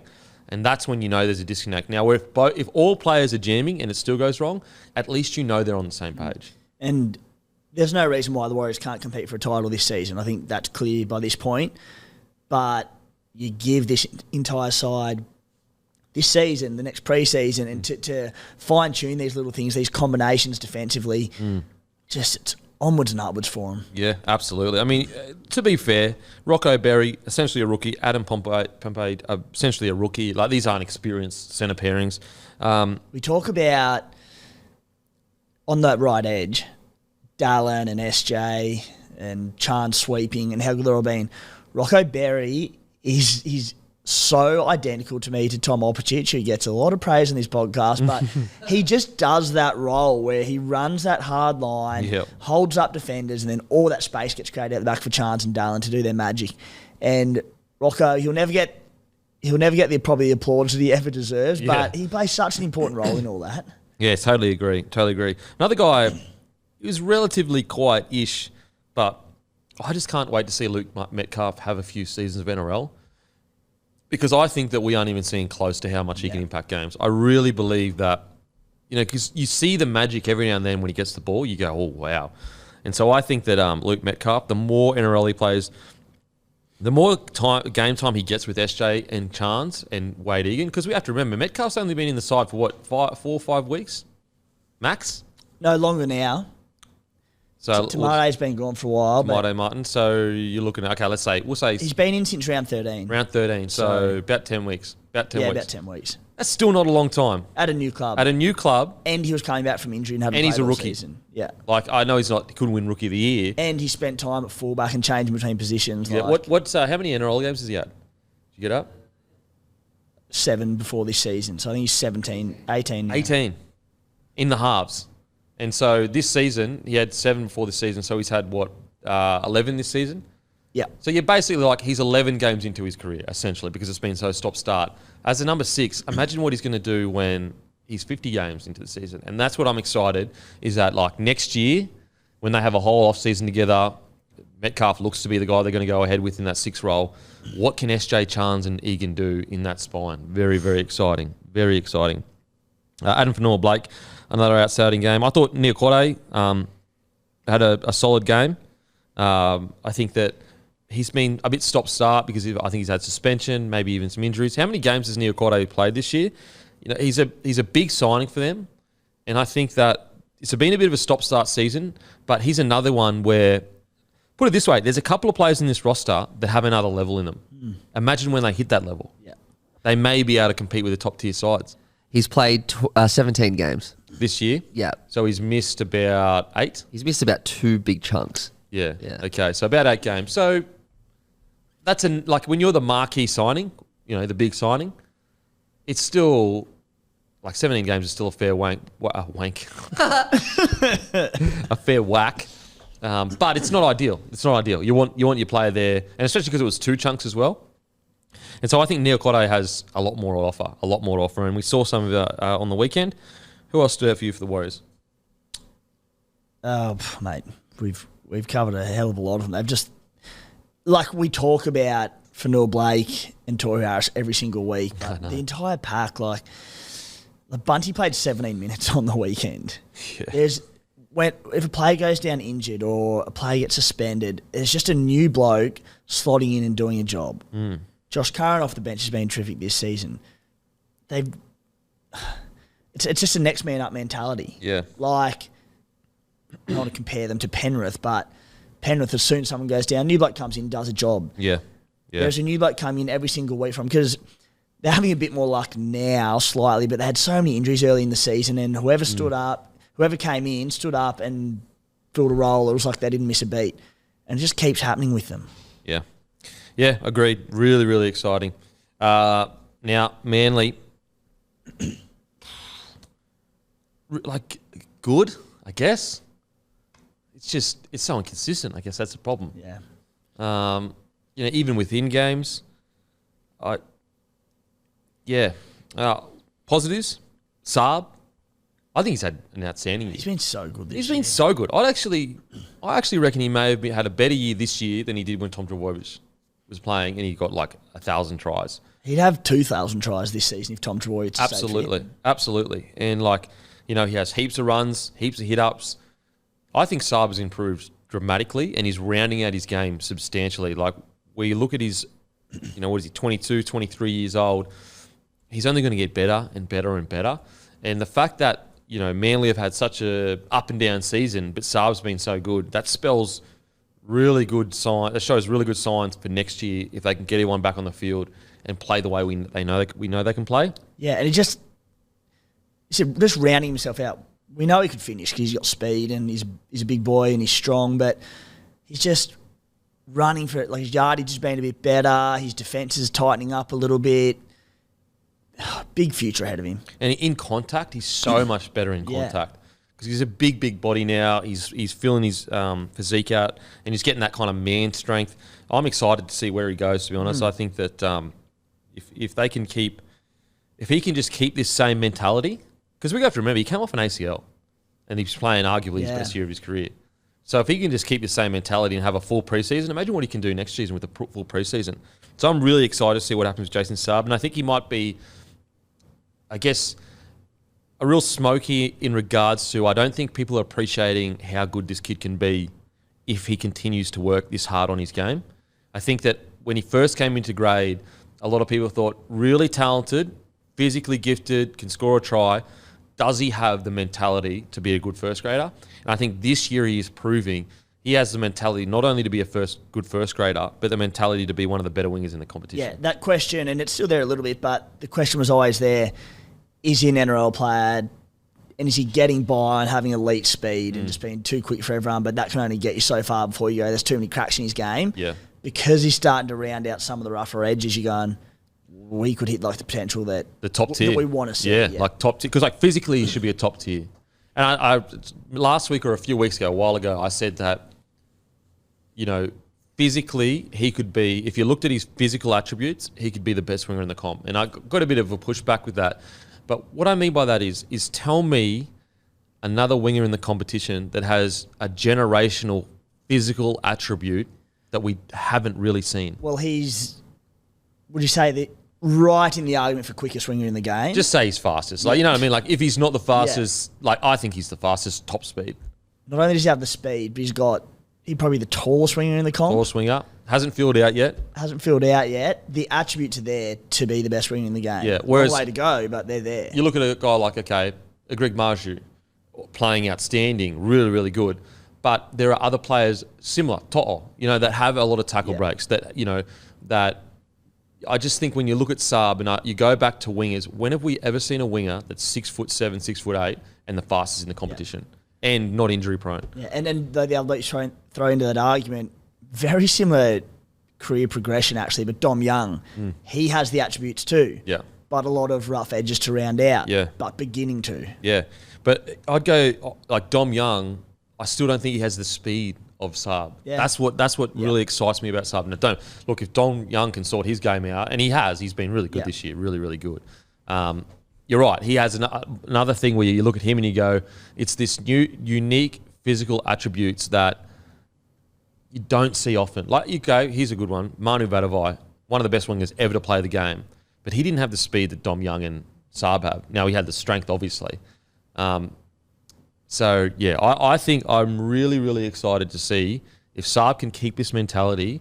I think people are underestimating how far he can move up the best wingers in the competition. Yeah, and you look at like Marju and even To'o, for example, who's the best winger in the NRL, they're not going to go and leap over the top of people. And if they do, it takes a damn good and a pretty special moment. These blokes like Dom Young and Saab, because of their height and athleticism, can skip over to people. Yep. And also, To'o, I believe, and he doesn't get enough credit for it, I believe the reason why To'o is the best in the competition and has been and may go down as one of the better wingers of all time It's his mental toughness. Yeah. That's what makes him the best. Because physically, yes, he's strong, but is he stronger than Greg Marju?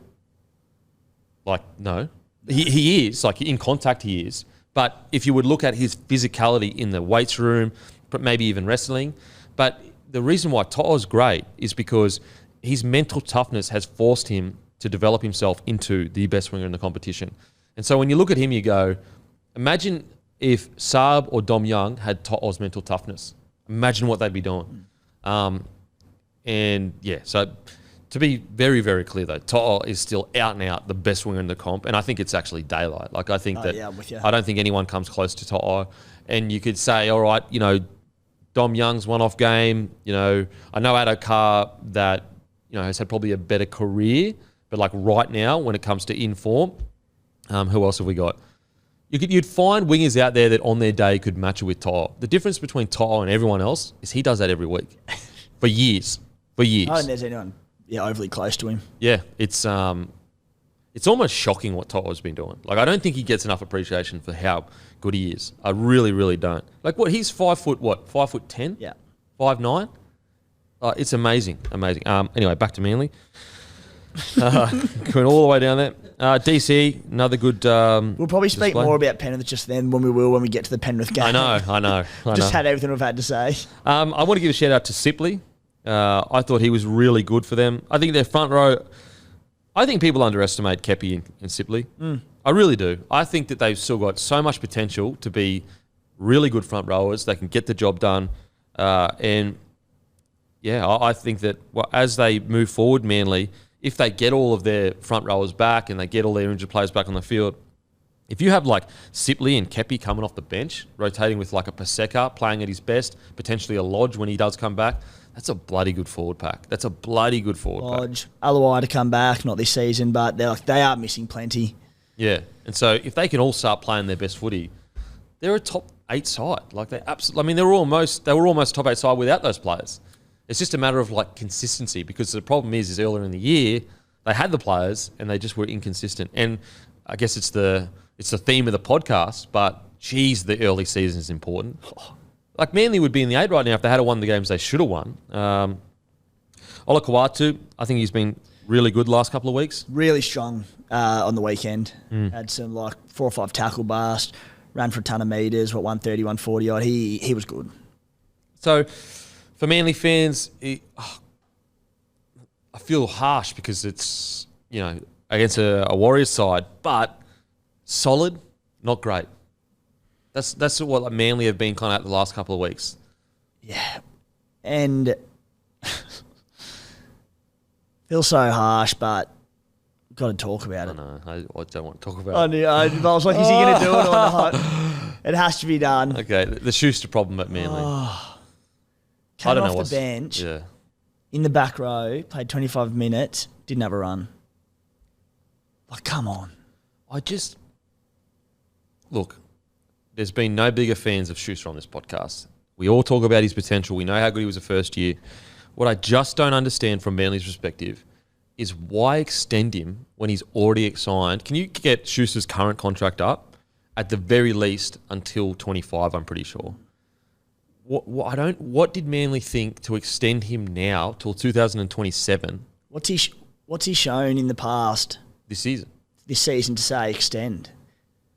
Like, he's already contracted for 2 years. That game of the weekend, so all right, the 5-8 experiment probably hasn't gone quite as planned. It could have, but they obviously signed Luke Brooks, went in another Jokes to go, sweet. You're going back to the back row next year. We'll get you a few games in the back row to finish this season, to get back in the grind of it. Yeah, it's an opportunity in 25 minutes. Come out, mate, roll up the sleeves, have a few tough carries. He didn't have a run. It's like...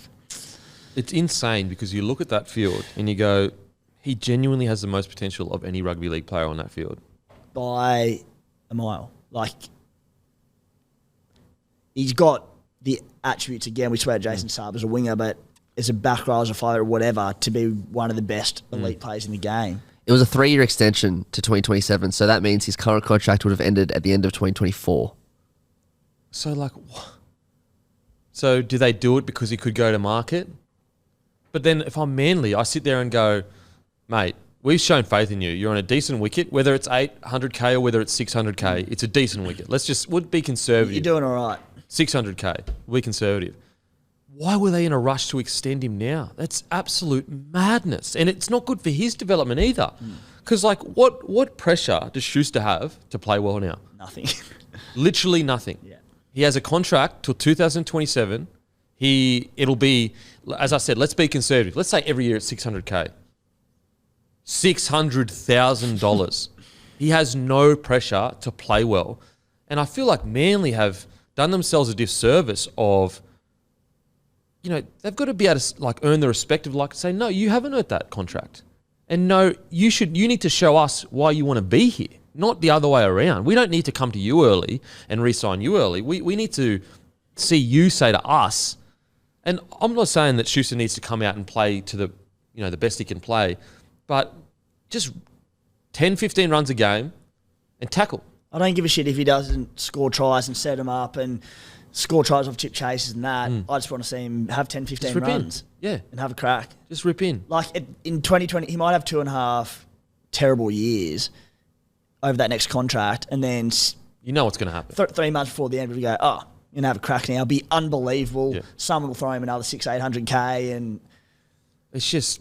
We of course we want to see him come out and blow the part and reach his potential, but from what we're seeing at the moment, we're not. Yeah, and the sad thing is that what will happen is that this will continue and whatever, and then he'll come out and have his amazing year, and then I proved all the haters wrong. Yeah. It's like no. We're talking about now. We know you can play like that.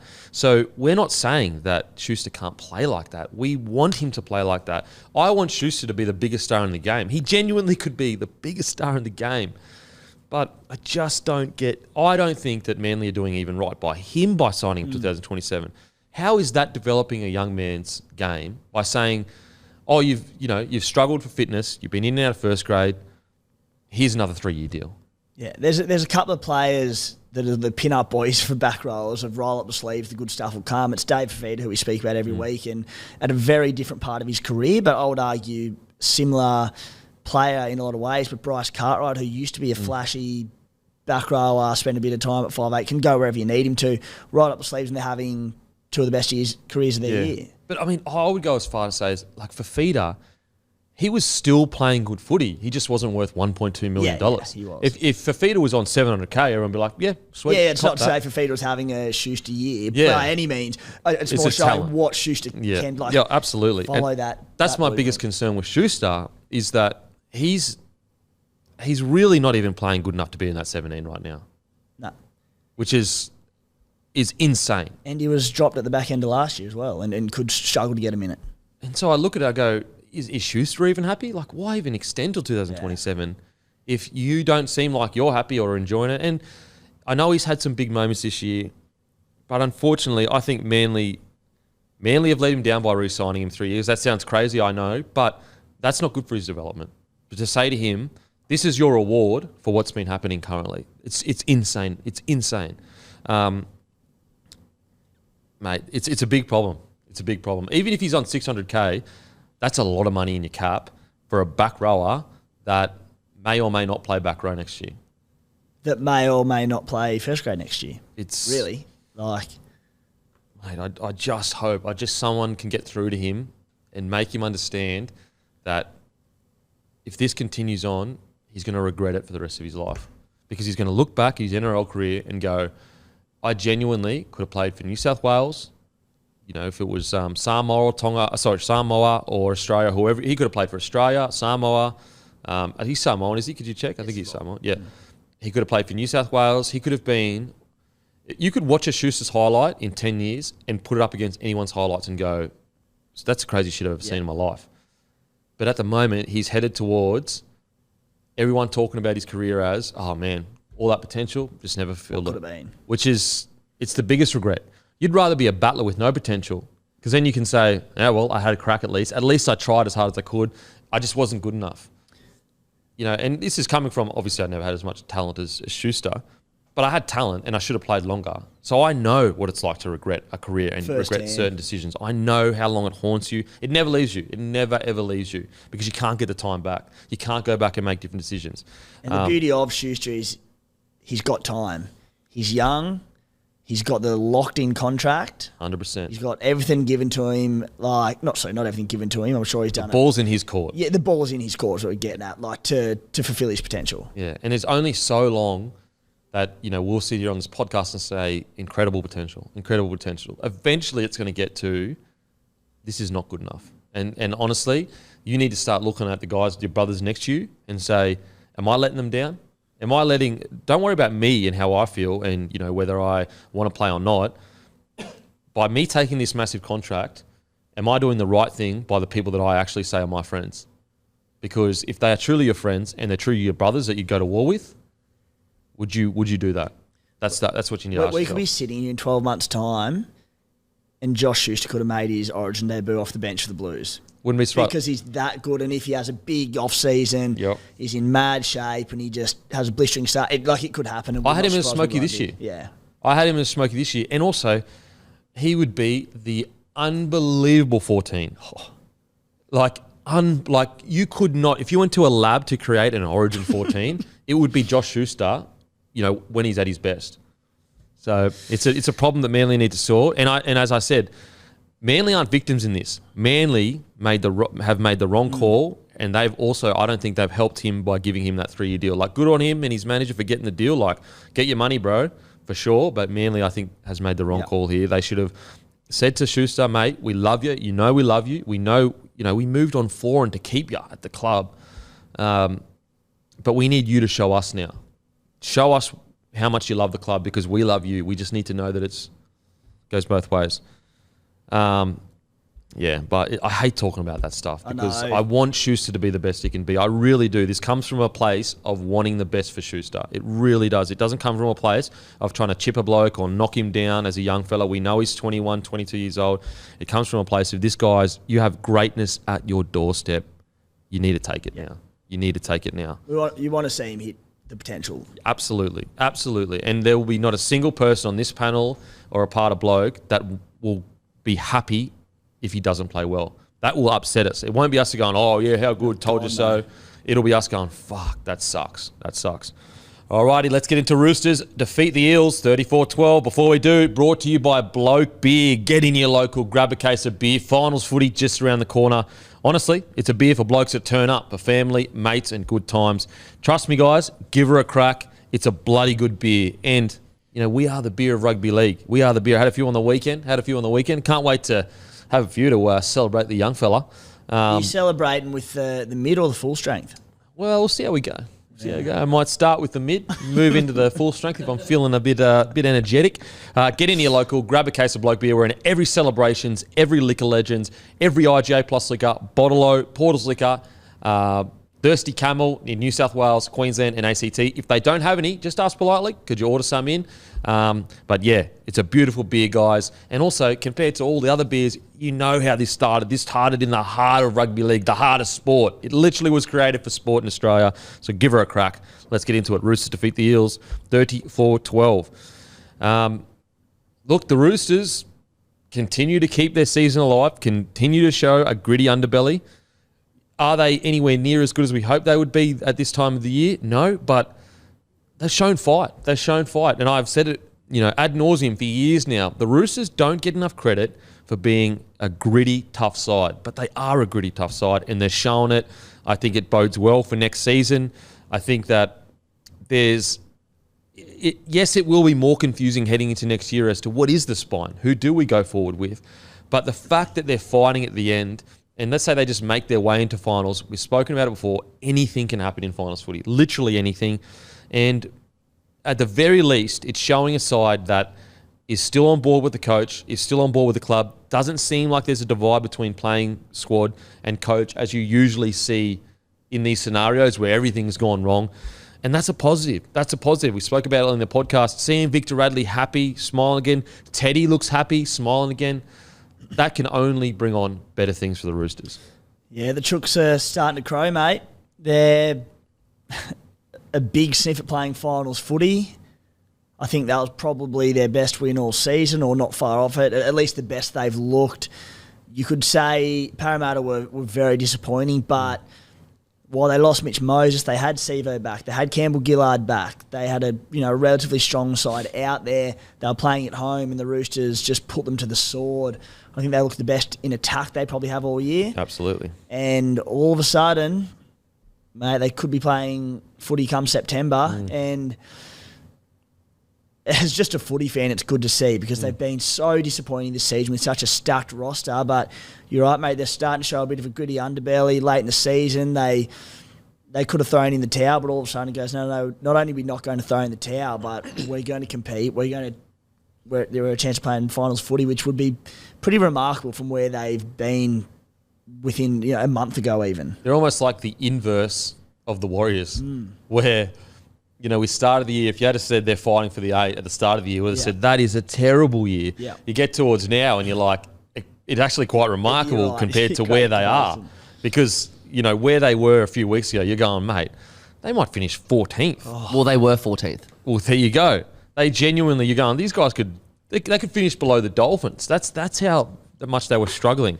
I still think they're a tier below the better sides, but sometimes you just got to show fight. Any grand final winning team or grand final winner that you speak to, they always say everything has to go right. Yeah, and they absolutely are a tier below the best sides. And let's not get naively caught up in a few good weeks, but they've still got the roster, if they do get through to finals, to shake things up a little bit. I'm not sitting here saying I think they'll necessarily play finals or go deep if they do, but the roster is there to do it. They're absolutely a team I don't want to play in finals footy because I don't think they can play good enough 4 games to get to a GF, but they can play 180 minutes performance that you're going, oh my God. Especially if they come in as underdogs and they scrape into finals and there's not a lot of belief or expectation for them to go deep, and they go, what do you mean? We've got a bunch of superstars in the team. Why can't we? Yeah. You'd hate to play that. Oh, mate, it would be a nightmare. Imagine getting them on week 1 and you're going, these guys have been average all year long, and they pull out an 80-minute performance where they all play as good as they can, and you get knocked out, and you're just like... You'd be filthy. You'd be so livid. And then the next week they come out, they get towelled up, and you're like, oh, my God. Unbelievable. So I think they deserve a credit as a club. I think a lot of other clubs in the same situation would have fallen apart. I think there would have been a lot more reports about infighting and players leaving. And look, there still will be probably some players leaving. We know what the Roosters, how ruthless they can be. But the fact that they've managed to stay united in this, I think it's a pretty good testament to the club. Really fascinating to see how it pans out and whether they scrape into the finals and get it knocked out week 1, or if they finish 9th or 10th. Hopefully it doesn't put a bit of tape over the cracks that we've seen all season that have been so concerning, because it's almost like in one sense you go, small part, you'd prefer to see them just finish 14th or 15th, go clean out, change need to be made. Yep. Do they make the finals or finish 9th and go, oh, maybe things aren't too bad, we're all good, and then we see the same shit next year? Yeah. No, I think they're too smart for that. I mean, to be fair, though... Yeah, we also thought they were going to win the comp at the start of the year. And in 2016, when they had that down year, I don't know if... I mean, they brought in some big guns in 18? So it was a year later. But they went well 2017, I'm pretty sure. Yeah, they lost the prelim to the Cowboys in 17. Yeah. So that's going to be the hard thing, because Trent Robinson was obviously the guy that did that. Is he looking at this the same way he looked at 2016, and he's like, look, I can keep this roster and make a prelim. Yeah. I'm still going to be competitive. Or does he need to go? I think the difference there, and look, I don't know the roster off by heart, is the aging nature of this roster. The fact that some of their players are, like key players, are a little bit older. Maybe that's where you sit there and go, ooh, can they bounce back and become as good as we know they can because they're a little bit older rather than a younger side? Or does that work against them where it's like, no, they're going downhill because it is an aging roster? That's what I'm saying. Yeah. To be fair, their prelim team in 2017, it was pretty old. Like they had Michael Gordon, Mitch Orbison, Blake Ferguson, Keary and Pearce all in the back line. Well, Keary would have been... Keary wasn't, 26 something, or 25 even then. Yeah, that's a good point. I'm just thinking like now. Yeah, so... Michael Gordon, proud Cooma boy. Is he? Born in the Snowy He's Mountains. a legend, Michael Gordon. Lived there till he was about 6 months old, I think. Yeah, so look, as I said, I don't know the 2017 side, but that's like the pitfall that you could face is like, just because it happened with that roster doesn't mean it's going to happen with this roster. and I'm still unsure as to, like, can they bounce back? Because when you look at each individual performance this year, they haven't been terrible. It's just been as a team they've struggled. So I'm not sure the direction they go. But let's just focus on the win at hand, because it was a good, solid win for the club. They keep their final series hopes alive. Teddy probably had one of his better games, even in 61 minutes, 2 tries, a try assist, 176 metres, 10 tackle breaks, 2 line breaks, 2 line break assists, 2 offloads. One of his better games. Really was one of his better games. I thought that he was really good, and he only had 14 runs. Now, I know it's 61 minutes, but I do believe that Teddy is finding that sweet spot of he can't have 28 to 30 runs. It needs to be around the, can you get Teddy's run count for the last 2 weeks, please? It needs to be around the 18 to 22. I think that's his sweet spot. For anything over that, and it's too much for the squad they have. If he was in a team that had less superstars, it could afford to be that. But I think because they've got so many guns, it's too much work when you're not using other guns. Yeah, he doesn't need to, does he? I thought it was the best that he and Luke Keary have linked up all season. And I thought Luke Keary probably had his best game all season. They were just, as I said, Teddy not overplaying his hands, chiming in at the right times. I've been a bit suspect this season about not only has Teddy been getting too involved, but I think because he has a stupid amount of runs every game and has too many involvements, I think it just lessens his impact when he does get involved and when he is sweeping out the back on a lot of plays. But I thought Luke Keary was great. He threw a lot of vital passes in a lot of tries, and that was one that after a poor season by his standards, I was really happy to see. And we talked about how clunky they've been in attack all year. It's coming along very, I won't say slowly because it was a substantially improved side on the weekend, but they're getting there. Yeah. Teddy, 14 runs on the weekend. And 17 the week before. Yeah. Isn't that interesting that seems to be their sweet spot for their attack, because they've looked substantially better, the last few weeks. I agree with you. I thought Keary played might even be his best game all year. And he's so crucial. Like, without him playing well, they're just not going to be able to do anything. Yeah. And we've noticed that because he's struggled a bit this year, and they just really haven't had anything in attack. And it just makes you wonder, like, is it a concern that is the Walker Keary thing? Is it just something that just can't work because they just don't complement each other? I'm so skeptical now. Hutcho was the star last week. He just came in, did his job on the weekend. Ran for 127 metres, 16 runs, 33 tackles, only 1 miss. Yeah.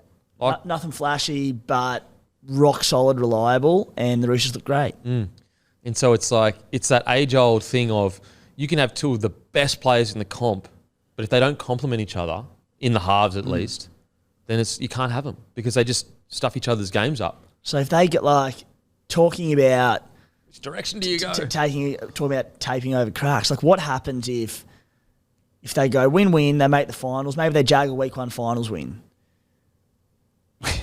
and they look great in the process. What do you do next year? Like, not what do you do? They'll go Keary and Walker because they're not going to leave Sammy Walker out because he'll probably leave the club because he'll be going, no, I'm a starting half. But is that the best option for them? And I know probably looking ahead a little bit, but currently with Keary and Hutchinson, they're looking great. It's like Hutcho would be way cheaper, but you can't, losing a guy like Sam Walker, it's going to come back to bite you. Yeah. Isn't it bizarre that a guy like Sam Walker, when he come onto the scene, this is the next Joey. Like, this is the guy, the number one. He is going to be anything and everything. And now he's struggling to make his way into the side. I'd love to get Trent Robson's. I'd love to get Robbo's thoughts on just the entire season. Absolutely. And just grilling him and so asking him all these questions and asking about the halves, what hasn't worked with Walker and Keary, what's the plan moving forward. It'd be... Well, it's more interesting than a team without stars because almost the decisions are easy for them. They don't have enough the roster to. Whereas what would be so interesting about Robbo is his selections are so difficult because he doesn't know. They got so many guns, and I think Sam Walker's a perfect case of. Usually, in nearly every case, halves take 3 to 4 seasons to find a foundation, and then another few seasons. Now Cleary is obviously bucking the trend, but he even had a couple seasons that weren't the best.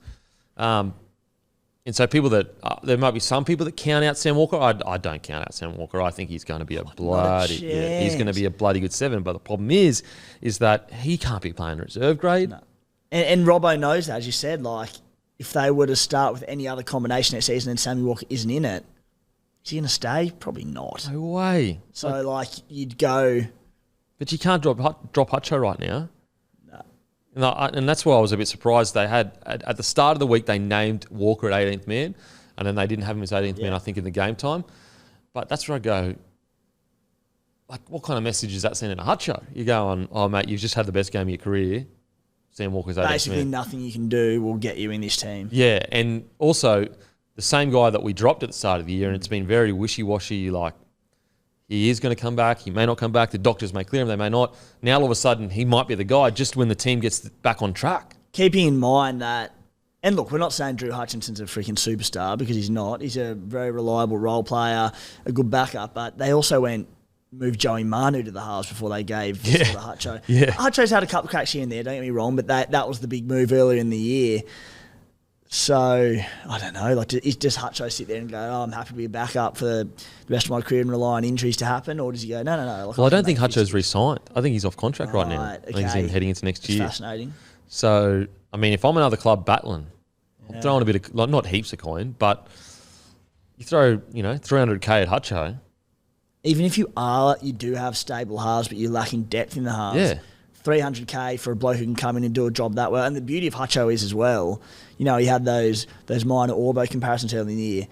He's not a backup half who can only play halfback. Yeah. He can play a few different positions for you. So Yeah, it's a tough one. It's a really, really give tough the man a decision. payday is what we're trying to say. Yeah, pay the man. Someone give Hutcho the cash that he deserves. But yeah, I thought Kiri was good, and it's just great to see him playing good footy again. I've admired the fact that every week he's turned up and had a dig, even if his form hasn't been where we would expect it, even if the pressure's been on him.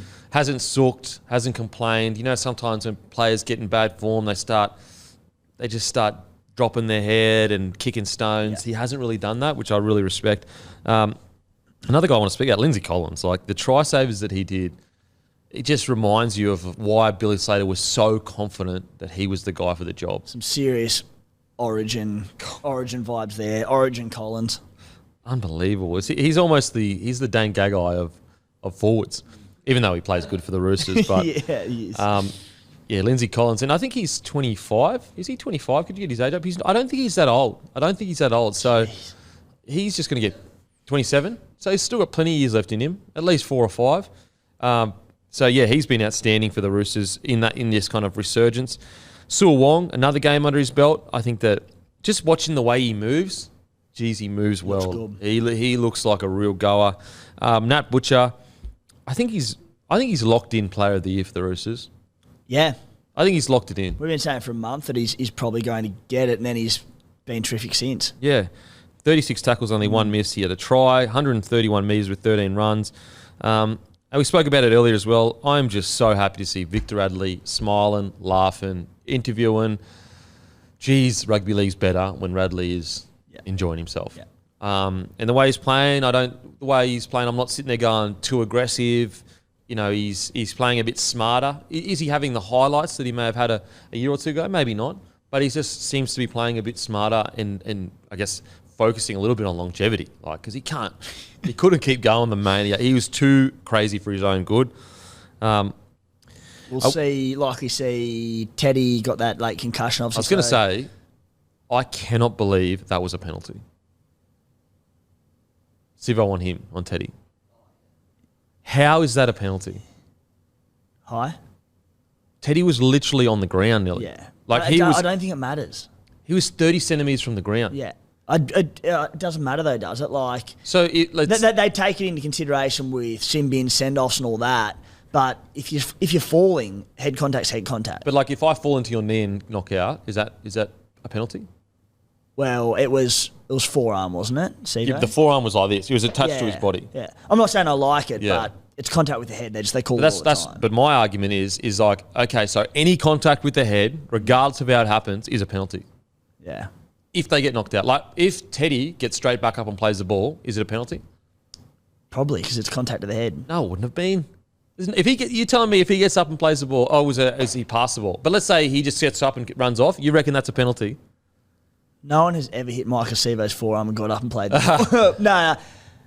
I'm not saying I agree with it. It's a penalty purely because you knocked it out. That's it. Not saying I agree with it. I just think they do call any head contact all the time. But that's what I don't get. It doesn't make sense. So is it if any part of my arm touches your head, then it's contact? I don't know. Then it's a penalty? Or if you fall into my knee and get knocked out in attack, is it a penalty then? Knee, definitely not. Because they're just, But then what's the difference? You know what I mean? It's just a piece of my body. I think it's easy to avoid the arm contact, whereas a knee, it's just like if they go into the knee. But in that, his arm was literally like this beside him. I just think it's crazy. Yeah. We are heading so far in the direction of if there is an injury or something bad happens, we are looking for a penalty is beyond outrageous. Yeah, so I'm not calling if I'm the referee there. I just wasn't surprised that they did. Yeah. I couldn't believe it. I was shocked. Like, what is he supposed to do there? What if that lost him the match? Yeah. Like, what if that lost him or cost him the season or whatever it is?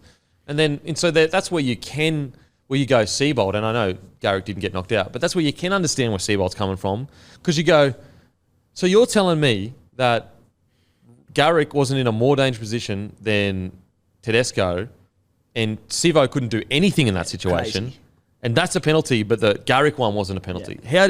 When Chance came flying in and he went his arm. He could have not thrown his arm He could have easily not thrown his arm. And so you can understand where Seabold's coming from, because you're like, square it up. Like, Sivo could have done that. Anyway. Kempy, I enjoy my sleep way too much to try and square these things up and compare them at night. Cheese, how much did he play? He played 67 minutes.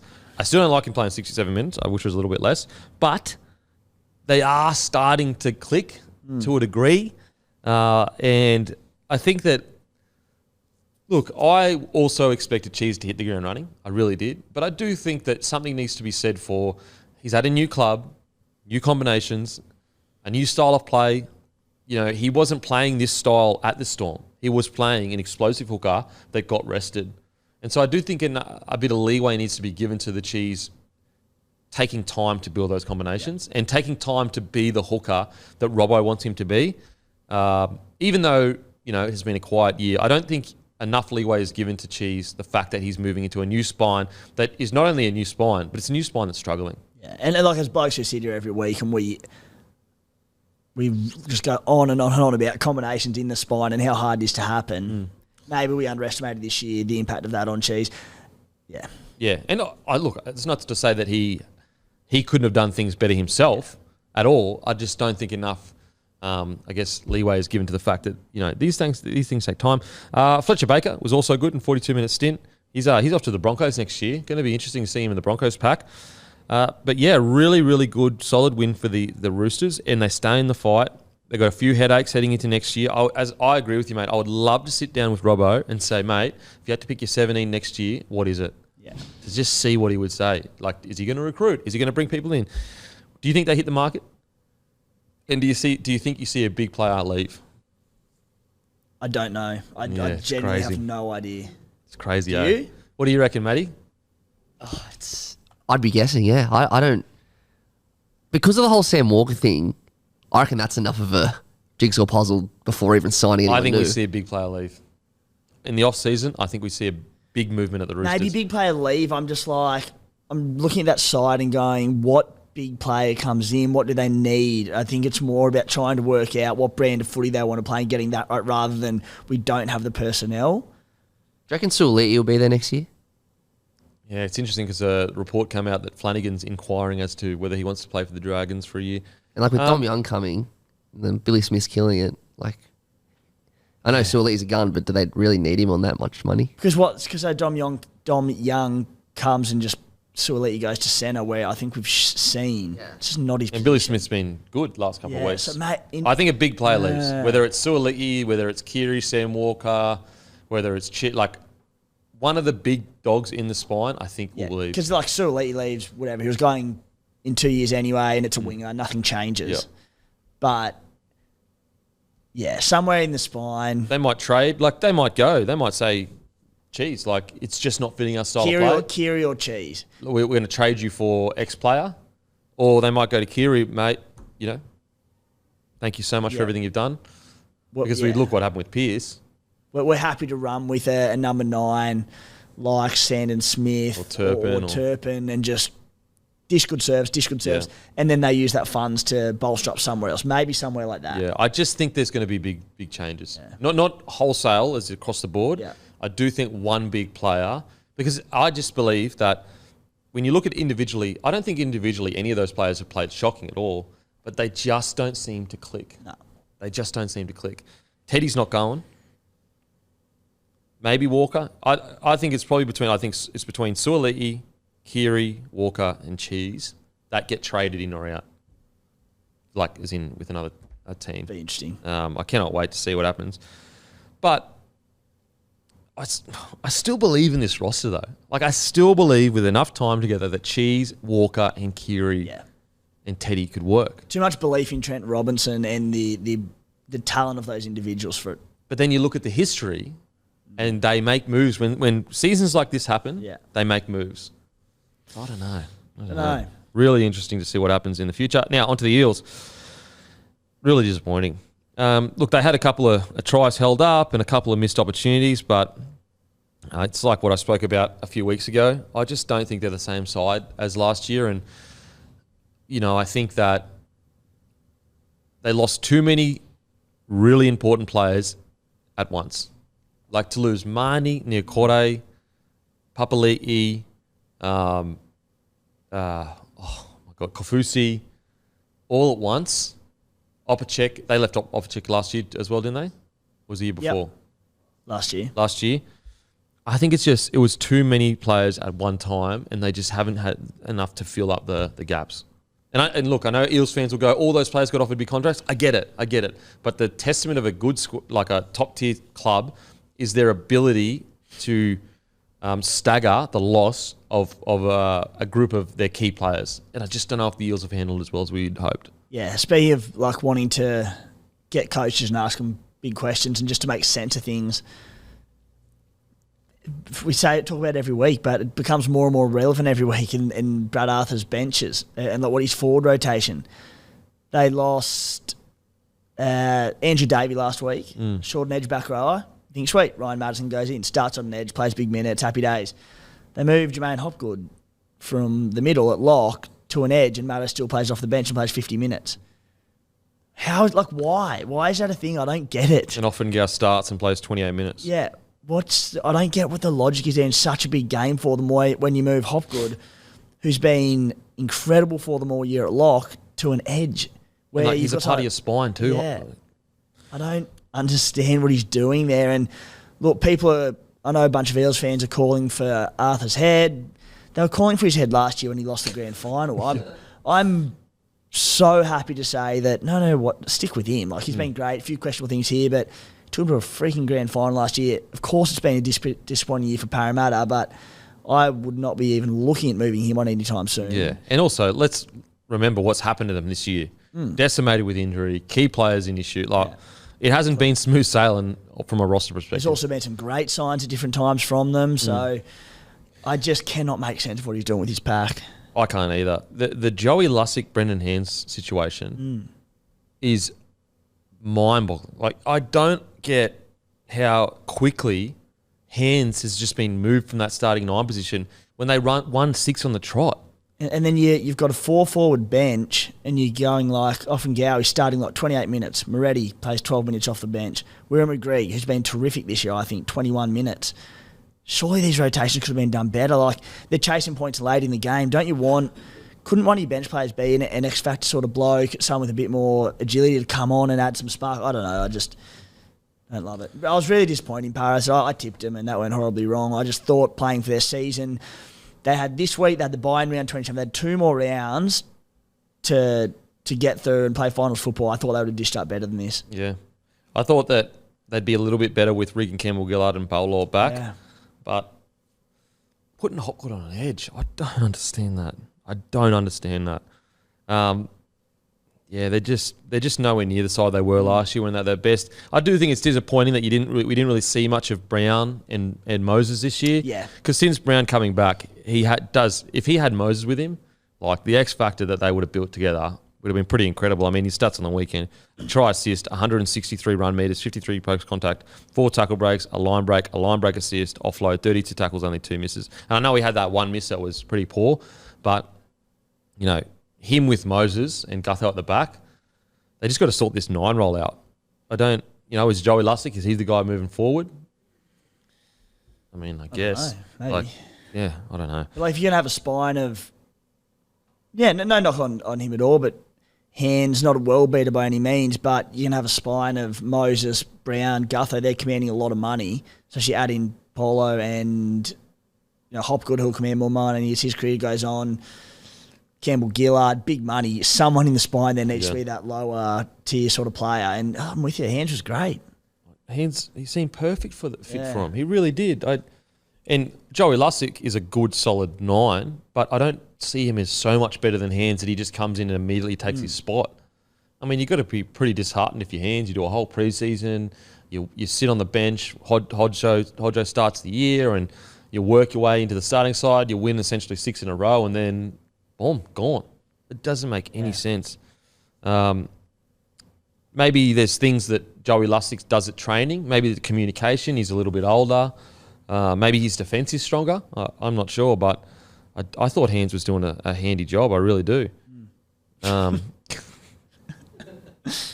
Because he come on and 25 tackles, 0 misses. And he did that in 29 minutes compared to Joey, who played 51 minutes and then made 26 tackles and missed 4 and ran for 18 metres. And Hands ran for 11 metres. So, I don't know. He must be seeing something we're not seeing. But, really disappointing year for the Eels. I think they'll be... I do think they need to go into the market, but I think they need to go into the market and essentially find...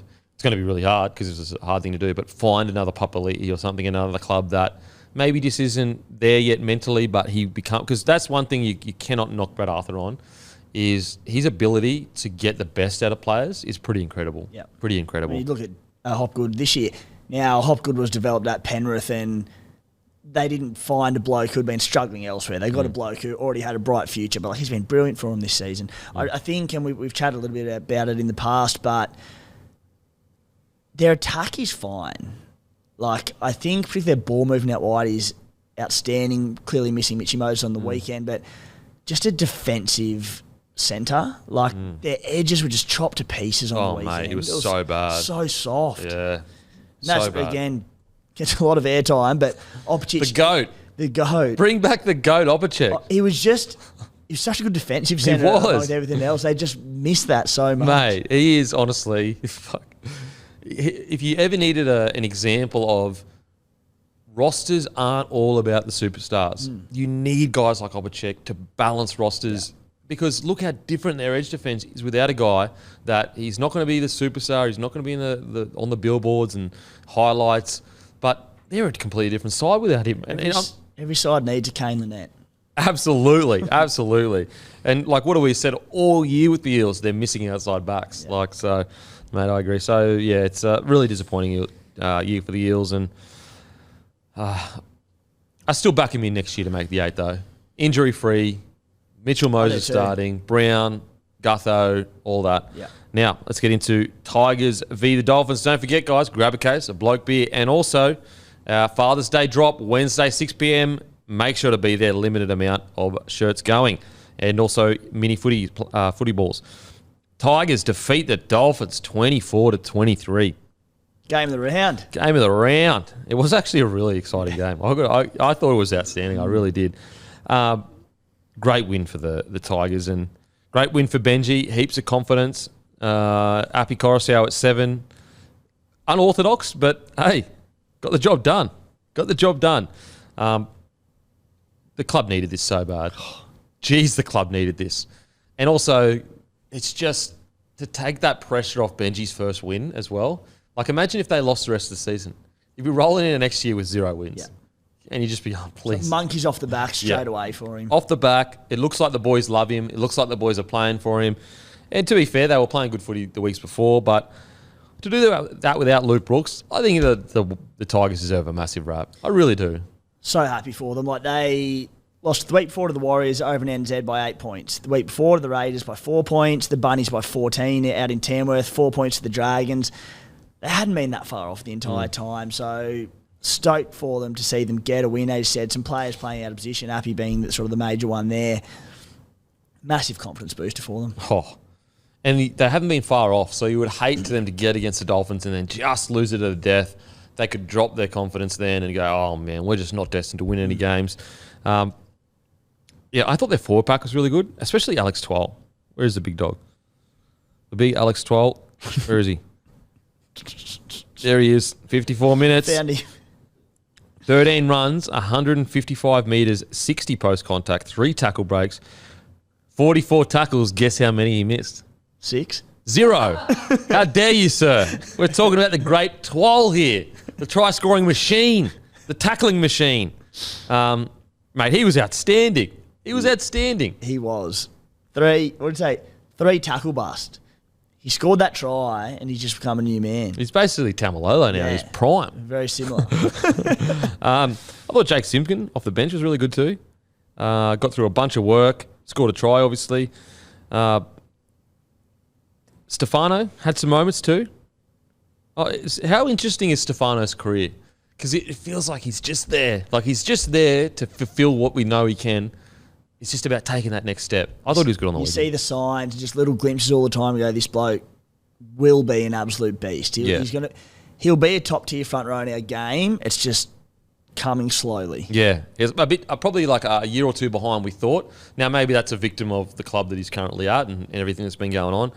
But I do believe he's like slowly warming into that role, and I think Clemmer probably has a lot to do with that. I think Clemmer would be mentoring him quite well. Tell you what, sitting there in and around David Clemmer, Api Coruscant, Isaiah Papali'i, John Bateman, what a pack. Whether the Tigers are going well or not, that's got to do so much for Stefano's development. Absolutely. Fanua Bole, I thought he was decent as well. I think they all played really well. I didn't think the Dolphins were that bad at all. And we have to remember, like, the Dolphins have taken it to like top tier sides. So this is not just like a easy win, easy victory for a struggling bottom tier side. Like the Dolphins fight in everything. They took the Knights to the death.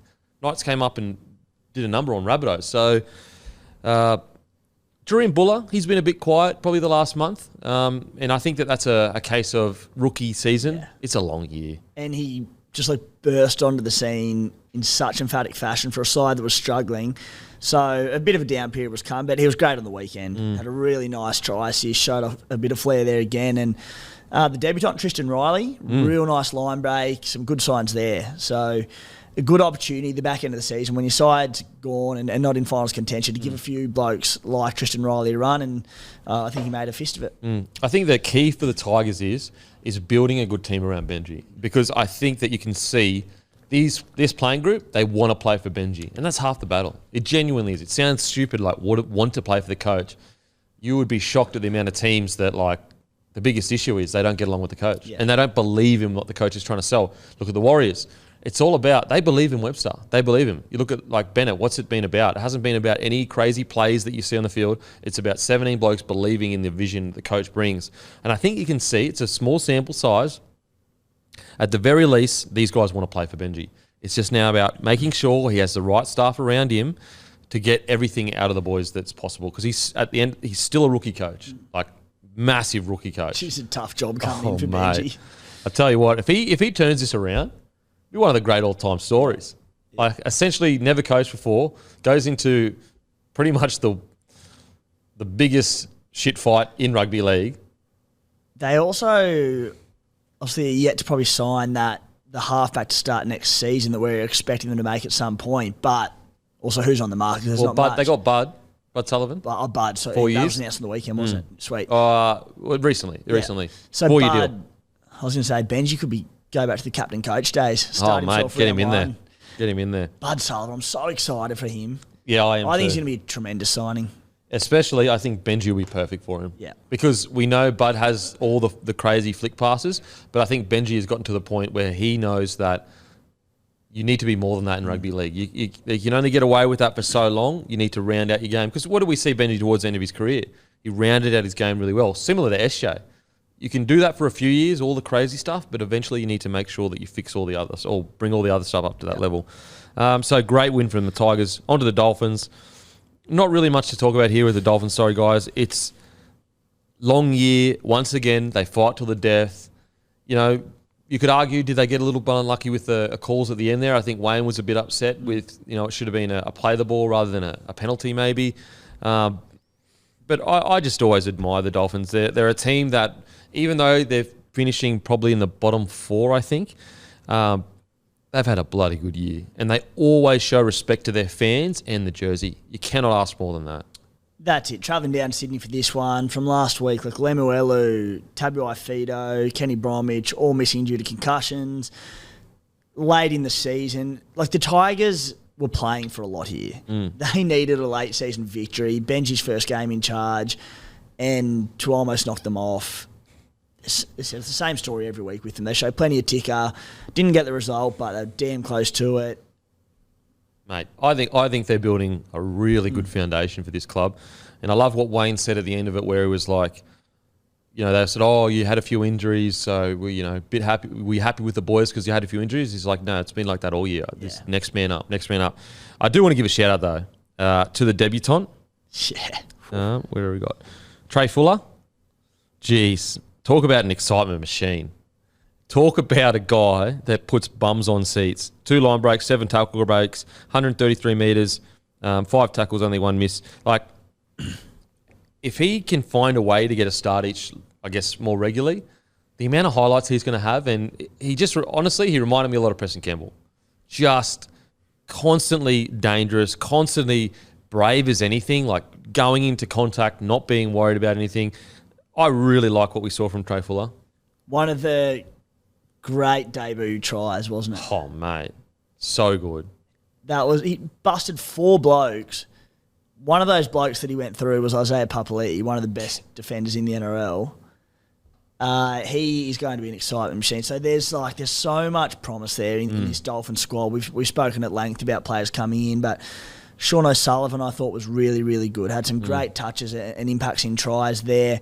And you look at what they're working with for a squad of 25, 30 blokes who have been thrown together for the first time for a pre-season, and then you add in Sean O'Sullivan, their halfback. He missed 3/4 of the season. Isaiah Katoa, first full season in the NRL. They're running like a makeshift fullback in Cody Nikorima.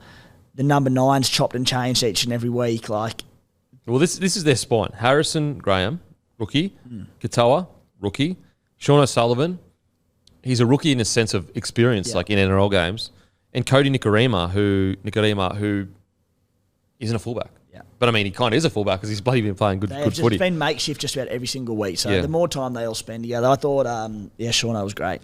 Asako, another good game for the big fella. I don't think he's had a bad game all year, Asako. Mate, he's been so good. Just that Wayne magic. To think that Asako would be one of the most consistent wingers in the comp this year, so outstanding. Really good signs for the Dolphins. They work hard. No matter who has that jersey on, they don't let it down. You know, next few years, it's going to be really, really good to see them develop. On to Titans v. the Panthers. Titans win 40-14. The Panthers, look, they won 40-14, but I think there's going to be a few teams watching the 2 games they've had for periods of those games and go, these guys are beatable. These guys are beatable. Like, I don't think 40-14 really says how competitive the game was. Well, they scored 3 tries in the last 15 minutes, the Panthers. So the Titans, they were in it. They got away from them late, but not a great indicator. There wasn't a complete reflection of the actual game. And so you have to give credit to the Panthers because even when they play poorly, like really poorly, they win. They still put 40 points on a team. So you go, it's pretty amazing. Like even when you can genuinely watch that Panthers game and go, they were nowhere near their best. They scored 40 friggin' points. Yeah, it was 22-14 with 14 minutes to go. Yeah. So I think when you're looking at it from a broad point of view, you could go, look, the Panthers, even when they play bad, they score 40 points. That just shows you how ruthless they are. That as soon as you give them a sniff, they will score points. Doesn't matter. It's a joke. And It could be the 70th minute. It could be the 5th minute. They will score a try. And you're like 40-14, cracks appearing in Penrith like that. Like they only won by 26 points and didn't rush Isaac Tungo back. Rested Kenny. Rested Sorensen. Brian To'o. They're a joke. So I do away think game. the top tier sides though will be looking at periods of those games and going, okay, there might be a few things we can approach here that may give us a bit of, I guess, give us some a few wins. Not winning the game, but winning the small moments in games. Because I do think if you look at maybe their edges and their corridor defence, I think they can be found out a little bit there. And I think Manly were the first ones to kind of show that. But at the same time, you go, like, they put 40 points on them. Yeah, and let's rest Mitch Kenny again and bring in the old Newcastle Knights reserve halfback Jack Cogger and play him at hooker as a starting player. We'll still beat you by 26 points. It's crazy. Oh. So, yeah, that's why this is just it's a depending how you look at it kind of game. If you look at it from the broader sense, with all the players out, the fact they still scored 40 points, you go, amazing, Panthers are done again. But I do think there are periods in these games where you go, okay, there's something to look at there if you're a top-tier side. There's something to look at there.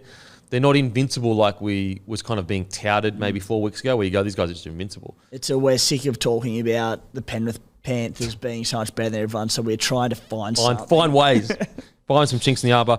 Some positives. Dylan Edwards, probably his best game of the season, to be honest. 2 tries, 303 metres, 77 post contact, 11 tackle breaks, 4 tackles, only 1 miss. I think Dylan Edwards had a solid year, but I think it hasn't been as good as his last year. Now, maybe that is the case because he's been almost building into the finals. Maybe Ivan Cleary is building this team into the finals. And if that's the case, if Dylan Edwards starts peaking now, shit. Yeah. It's like, fuck, how do you beat these guys? I think Guru said it a couple of times, but they're just waiting for finals, aren't they? They're like, hurry up and get there. Then you look at Taruva, 232 metres, 5 tackle breaks, 2 line breaks. Peachy comes in and runs for 184 metres. Is he like... Peachy, who couldn't get a start last couple of seasons at the Tigers, is he the most versatile player in the competition? And I'm not saying he's the most versatile and the best. I'm not saying he's the best utility because there are better, but he can literally cover 1 to 13 for them. Yeah, it's true. And no matter where he does it, he's doing a job. I mean, for the Panthers, this season's been just about all centre, but... Yeah, I guess the only position would be like front row, but 13 kind of plays like a front row now these days. He's played plenty as a 13, like he'd be right. Yeah. Tom Jenkins, I think it was his second or third game, 155 metres, 6 tackle breaks, a line break. What is there to say about this Panthers side? They're just amazing. Yeah. They're just amazing. Not much to add. There's a few things that you can look at for sure. But put it this way, when it was like 2014 or whatever and there was 15 minutes to go, if it had stayed close, you would have come out of this game going, okay, yeah, they were missing players, but there's a lot to take out of this. But the fact that they scored 3 tries in 14 minutes, it's like... They're just ruthless. They are so fucking ruthless. It's a joke. Stephen Crichton had 8 runs and he had 3 try assists and a try. Far out. Unbelievable. I will say, though, the Titans did... We're talking about the edges, and you know how he can go for that intercept, but he puts himself in a good position to also, tackle the player. Yeah. Titans did a really good job of holding the ball up and almost making, I think it was Brimo, take that short run but go overs, and that went into the space that Crichton wasn't defending. Yeah, okay, so it was a well-planned. Well coached. Yeah, well-coached, well-planned. And so when you look at that, you go, okay, if Critter likes to do that and it almost looks impossible, so maybe you do hold it up and instead of hitting the unders line, you hit the overs line and you fall into that space that he is not in. And Critter, great shout, because Critter will do that and he'll do it again and he'll do it again. Yep. And he had it covered in last week's one against Manly, but there's an opportunity there. Yeah, there's an opportunity to hit that overs line instead of the unders line. Great that. Outside of that, Cleary, solid again, 2 try assists. Interesting, he kicked only for 278 metres this game. So that's surprising.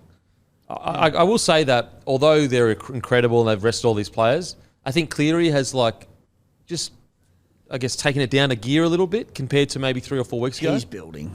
And I think that's either a scary sign or maybe look, I'm hard to even be negative. Like, what the fuck do you say? Anything that you try and say negative is like, yeah, but they rested half their team again. Yeah, and also he's going to turn up and go skits when it hits finals time.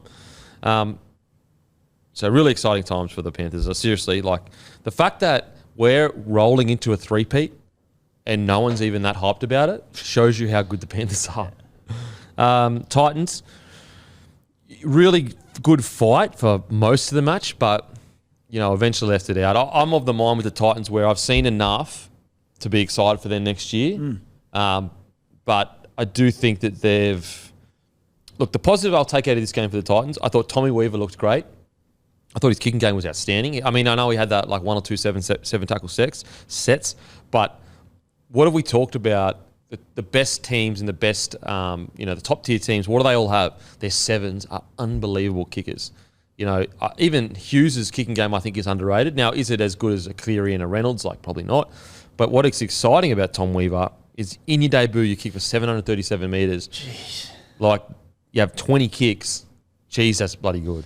Doesn't that show how this game panned out? That they were just trying to get out of their own end. It's just long kick after long kick after long kick. But you're right, great signs for Tommy. Great. I mean, imagine getting told you're debuting against the Penrith Panthers. Ironically, Cleary debuted against the Storm when they were top dogs and he made 40 tackles and they got pumped. Jeez. But it was a good sign and a good test.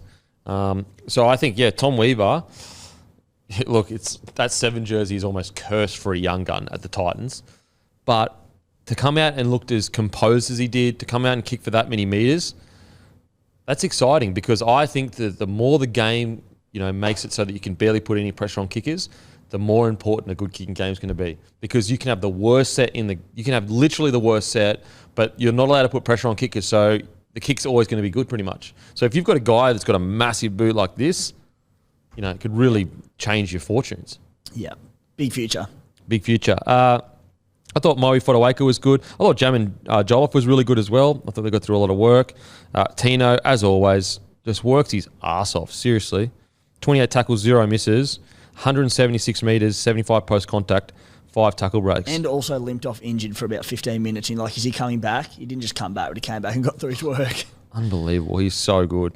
Good to see Brimo get through 80. I thought he was dangerous. Really, really dangerous. Outside of that, look, wasn't as gutsy as their performance against the Warriors, but, they are playing the Panthers that are a gun side. They hung in there for most of it. They've got 4 and out. They've got Tanner Boyd out. Brimo's just coming back from injury. I wouldn't be too disappointed. We saw the first probably breakout moment for young Cleese Haas with that early try off a brilliant line. It was strong, busted a tackle, a bit of late footwork. So that was really exciting to see. He needs to up his input though, because I saw that and went, yes, how good's this? This bloke's obviously got talent there. Completely different kind of player to his brother, but he had 3 runs in 53 minutes. And you don't all have to be a back row that runs 20 times a game. You have your toilers and your big number sort of players, but if you're going, he's in sort of that mould for me early on in his career of Jeremiah Nanai or even to a lesser degree, but Britton Nickera, who was never a high involvement player, makes enough tackles but never a lot of runs, but they would limit themselves to 8 to 10, but every time they did, it was running a gun line and super efficient, and they'd score tries and all that. If he needs to up his run rate, but if he does, they need to be efficient because that's very small. Yeah. But it showed a lot, that try. It was I think he looks like he's a guy that suffers from being a rookie coming in and not having the confidence to demand the ball. Yeah. A lot of rookies struggle with that, having the guts to just go, I want the ball, get me this, get me to this point here. That's fair, you understand that. I would love to know his decoy runs. How do they compare against his opposing, back rowers? Is he running a ton of good lines and they're just playing out the back, playing out the back? Exactly. Whereas if he's not, then it's mate, you just got to try to somehow get to 10 runs at the very least. Yeah. But you saw the potential there. You saw the potential. And look, They do go left a lot to Kieran Foran and in particular Dave Fafita. That's their strong side, so maybe he's just not getting a lot of ball. Now, on to the next game. Dragons lose to the Storm. I've got to say, I have been so stoked with the way the Dragons have played the last month of footy. I think they deserve a massive rap. I know they haven't won the games, but it's been a disaster year. Let's call it what it is. It's been an absolute disaster for the Dragons. And they've still fought. You know, they lost a coach. They had their key player wanting to leave. You know, they've lost Bud Sullivan now. They've had players, out for off-field stuff. It's been a tough year for them, but they continue to just rip and tear. I know the Dragons fans aren't getting victories, and I know it seems like a long way away. And, I would agree they need to recruit, pretty drastically if they want to fight for the 8. But they've shown ticker. As a team, they've shown ticker. They have shown ticker. They haven't lost a game by more than 12 since round 18. And I know that's really sugarcoating things a little bit for them, but you're right, it has been a bit of a disaster year for them. They've lost a coach. They're sitting near the bottom end of the table, but in a time when they easily could have thrown the towel in, done by 10 against Melbourne, 12 against the Bunnies, 6 against the Eels, 6 against the Seagulls. They beat the Tigers, 10 against the Raiders. They've been thereabouts. They're not getting the results, but they're having a crack. It's not all doom and gloom. Yeah. Some standouts. I thought Sully was great. Moses Sully. I thought he got through his work, 13 runs, 131 metres, 3 tackle breaks, 2 line break assists, 18 tackles, only 1 miss. Sloan, it's kind of the same old story. We see the great flashy stuff, and then some of his efforts in defence, he just just get bumped. Just put your body in line and get bumped. The defensive efforts are the ones that kill me. Just that last man D, mate, you're a bit smaller, you're a bit young. You don't necessarily have to make them all, but just the ease at which they go through him at times. You can miss the tackle, but just put your body in front. That's all. Yeah. And then everyone will be like, you know what? I think a good example of that is Reece Walsh. He doesn't have the best defence, but he always throws his body at it at the very least. I think even Billy Slater was like that for a little bit. Defence he needed to work on obviously became outstanding. Yeah. And so that's a part of his game, Sloan, that his attack has actually been quite consistently good for a few weeks now. Just those little moments where you can choose to step away from them or step to them. You just got to make the choice to go, you know what? I might get bumped here. It might be embarrassing. It might hurt. But I tell you what, it sends a message to the rest of the team that I'm here. And if he can sort that out, then he's on his way. I think Blake Laurie, a great knock from Blake Laurie. I've loved him this year. He's been great. Mate, seriously, he has worked his backside 196 metres. Yeah, I'd actually argue runs. he's probably their player of the year.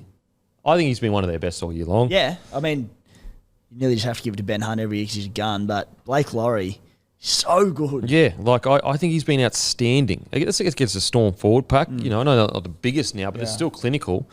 Billy Burns getting a double. Oh, fucking Billy Burns. Look 7 out. tackle bus. Unbelievable, eh? He's not a battler. He's a strike edge back rower, Billy Burns. In defence, though, he needs his defence. He missed 10 tackles. Shh. But, 2 tries, 2 meaties. Yeah. Can't rob him of that.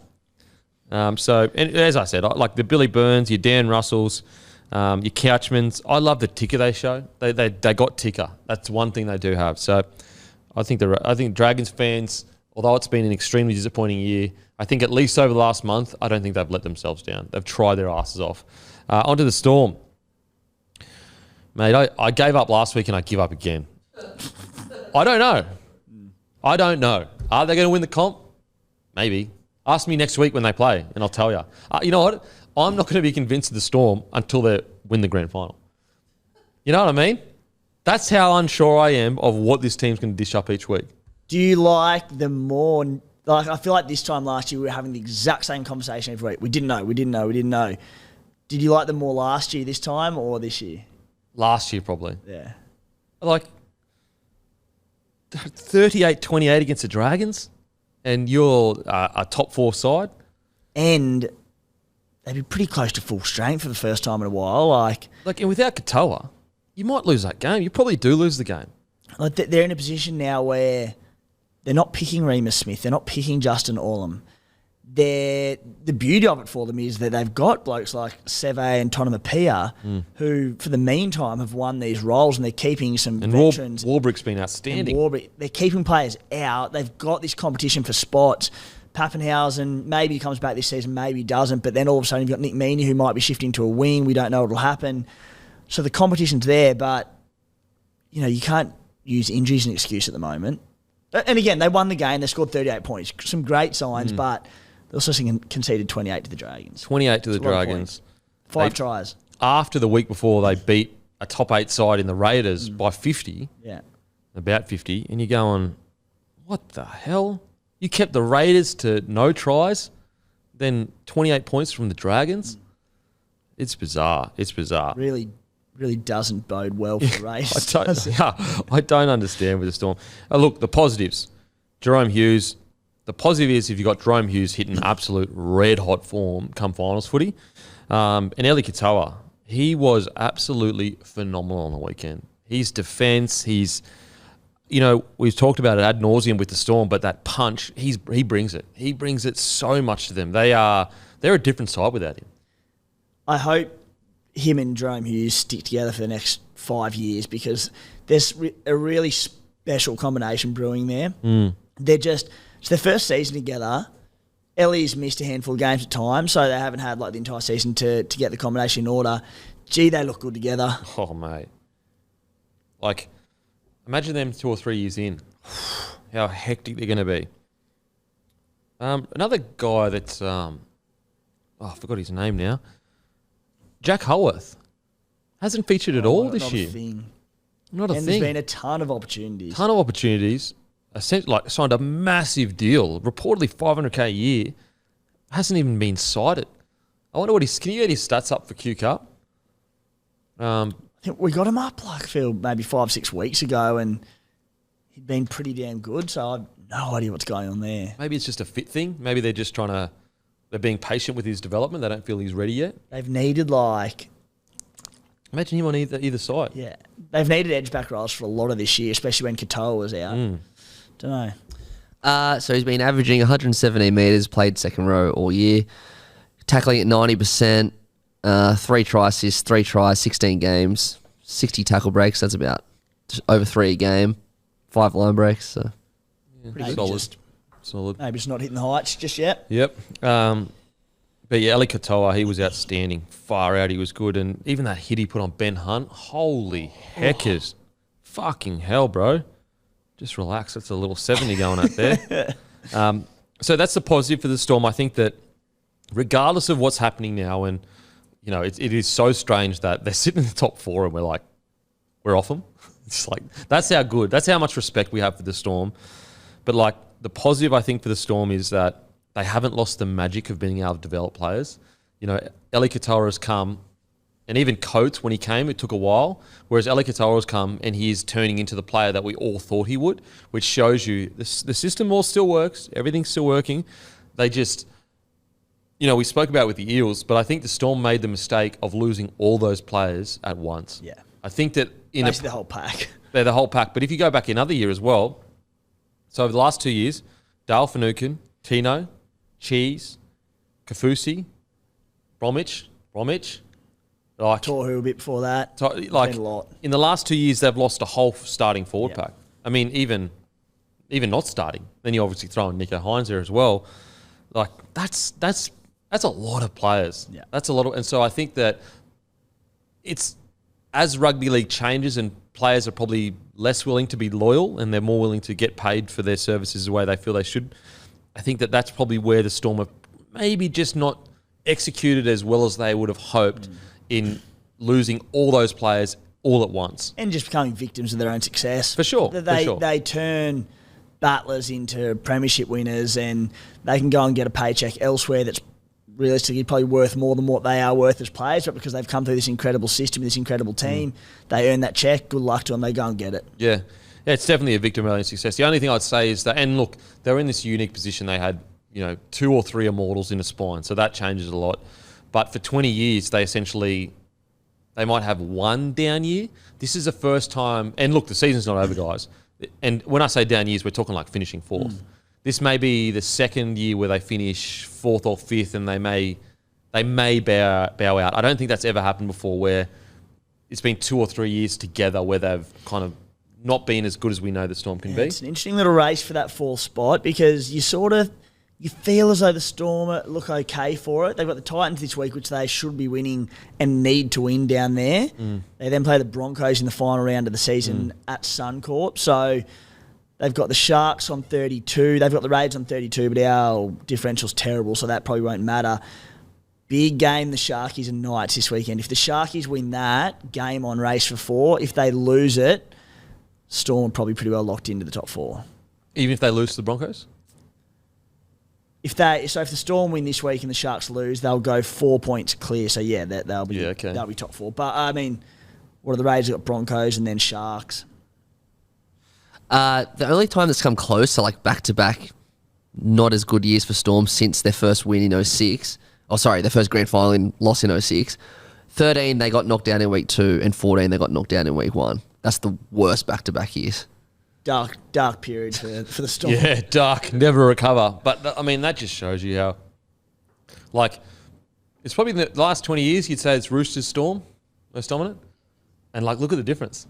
That the Roosters, when they have a bad year, like, they might not make the 8. When the Storm have a bad year, they finish 4th. The last 20 years, it's been Roosters Storm, but Roosters got the wooden spoon in 09. They came second last in 16, and they'll probably miss the finals this year. Did they get the spoon in 09? Yeah. I thought the Roosters... Okay. The Storm... 'Cause they went from spoon to grand final. No, the Storm did have spoons in 07 and 09. Oh, that's good, Timmy. Hey, I'm just calling it what it is, mate. Oh, yeah, that's good. It's not an interpretation. Give it to him, Timmy. There's no discrepancy, mate. That's just Give it to what him. it is. Give it to him. Hey, that's Raiders coming. That's a Ricky coming out in you. I'll have Billy Slater tearing me out. Look, we say it ad nauseum. If there's any other team, we'd be like, fucking, how good? The Storm. One of the greatest organisations we've ever seen in Australian sport. And I think that if they don't go well this year, although they'll be disappointed, I think it's a testament to how incredible their system is. Yeah. I really do. And that's not me being, sugarcoating this season. That's not me being low expectations. That's me saying the amount of players they have lost in the last 2 years, they should be like struggling to make the 8. Any other club would be absolutely in fucking freefall. The Storm just fight till the death, no matter what. So it's impressive. Do I think that it's one of the toughest years to gauge as to are they a premiership threat? Yep, for sure. Do I think they can win a premiership right now? No, I don't. Oh, look, can they? Yes, they can. But do I have them on the level of Penrith and Broncos now? No, I don't. But I will say as a Bronco that was scarred with playing the Storm in finals footy, if there is one team they could knock off in the finals, Storm just have a thing against the Broncos. So, put you under pressure here. Panthers, we've all got number 1, obviously. Broncos, I think we've all got number 2. Who's the third favourite to win the comp in your eyes at the moment? Well, I'd have to say Storm. Let's say the Panthers and Broncos, they go out week 2 of finals. Who wins the comp? Well, I'd have to say Storm, which is crazy because I just said I don't think they'll win the comp. Yeah. But who's better? Warriors? I don't think the Warriors are. I think Warriors you'd have 4th or 5th. It's like form-wise, the Knights are humming. But if we're talking about going to finals and Like the 4 big weeks of games and the games. cauldron, yeah, Storm. Yeah, I think the Storm. I just don't know how they could beat Broncos and Panthers. It also shows the gap between like Panthers, Broncos third. The positive though is Hughes hitting form. That's so important for them. Is Hughes hitting form? Anyway, on to the next game. Knights defeat the Rabbitohs 29-10. Knights were outstanding. Like I am so happy for the Knights and their fans. I cannot believe how far they have come in less than half a year of rugby league. It is amazing. Like they're not just getting a lucky draw and scraping through certain teams. Like they're playing bloody good footy, and they just look so united. They look like a team that has a style of play, and every single person, 1 to 17, is fully bought in. Like, they did that without Jackson Hastings. Like, They did that without Hastings. They're number 7. Like, if Penrith went out and lost to a side without Cleary, most people would go, oh, yeah, they were missing Cleary, though. No one's even mentioning Hastings. That shows you how well they played on the weekend. I just love that everything is going right for the Knights right now, and that's a result of all the hard work they've put in, and they've got through some tough injury periods, and their fans have got through some tough times, but it's just like they keep getting these Sunday afternoon games. It seems like they've played at home the last 12 weeks. I know that's not literally the thing, but so many like home games, Sunday afternoons, the weather's turning it on up in Newcastle. And just the second the final siren goes, the players just go nuts and the fans go nuts. It's just such a great thing, it looks like, to be a part of, the Newcastle Knights at the moment. So I'm so happy for the success that they're having out of plenty of dark years in a row. Not plenty, but a few dark years, I should say. They're so high on confidence. Yeah. And it just, they look like they feel like they're bulletproof at the moment, which I can't believe I'm saying that after where they were early on this season, what they produced last year. But they do. The confidence that they will have, likely now, it looks like going into finals football. That's crazy, eh? Like, they're essentially locked into finals footy 2 weeks out from the... Because what are they right now? They're 3 clear of the Rabbitohs, Cows and Roosters on 28 points in 7th. So they'd essentially need those guys to win every game. And they'd need to lose both. So they win next week, they're in. Yep. Who they play this week again? Sharks. And then who they play the week after? Dragons. So, like, you'd have to say they're going to win one of those matches. Sharks are at home, Dragons, I believe, are away. So, like, very... Surely you're beating the Dragons for a final spot. That would be one of the... Surely, you know? So I'd be shocked if they're not going to play finals footy. They may finish as high as 5th. That's crazy. Because, if they beat the Sharkies and they beat the Dragons, they finish 5th. Big chance at finishing 5th or 6th and getting that home final, which will be very intriguing. Far out. That's amazing. Onto the game. What I really liked, all the usuals that have been killing it this year, we've already spoken a lot about Kalen. But what I really liked is the Saifidi brothers. Daniel Saifidi. I thought he was outstanding. I really did. Jacob Saifidi. I thought Jacob Saifidi started the game really, really well, got through his work, and then Daniel Saifidi obviously came on and scored that try, which was an amazing put down. But the Saifidi brothers, the positive for them is they're still so young. And so if they can find a way to fulfill their potential, like, that's where you could see this team progressing into, like, oh shit, top 4 next year, and maybe they make a challenge, because they've managed to do this with Saifidi brothers probably not playing as well as we know they can play. And I thought that they were really, really good, especially Jacob on the weekend. I thought he started the game outstanding. And then you got Leo Thompson, who was an edge back rower, filled in because they were decimated with injury. He was outstanding on the weekend too. He had 6 tackle breaks in the front row, 25 tackles, only 2 misses.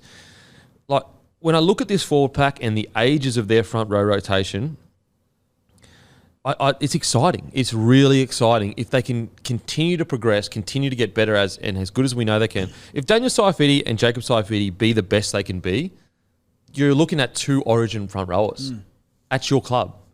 Like, when was the last time there was, maybe Petro and Webby? Look, I'm probably forgetting, but like 2 front rowers that are Origin at a club. Eels, but then Regan got dropped. Yeah. So they got to a grand final.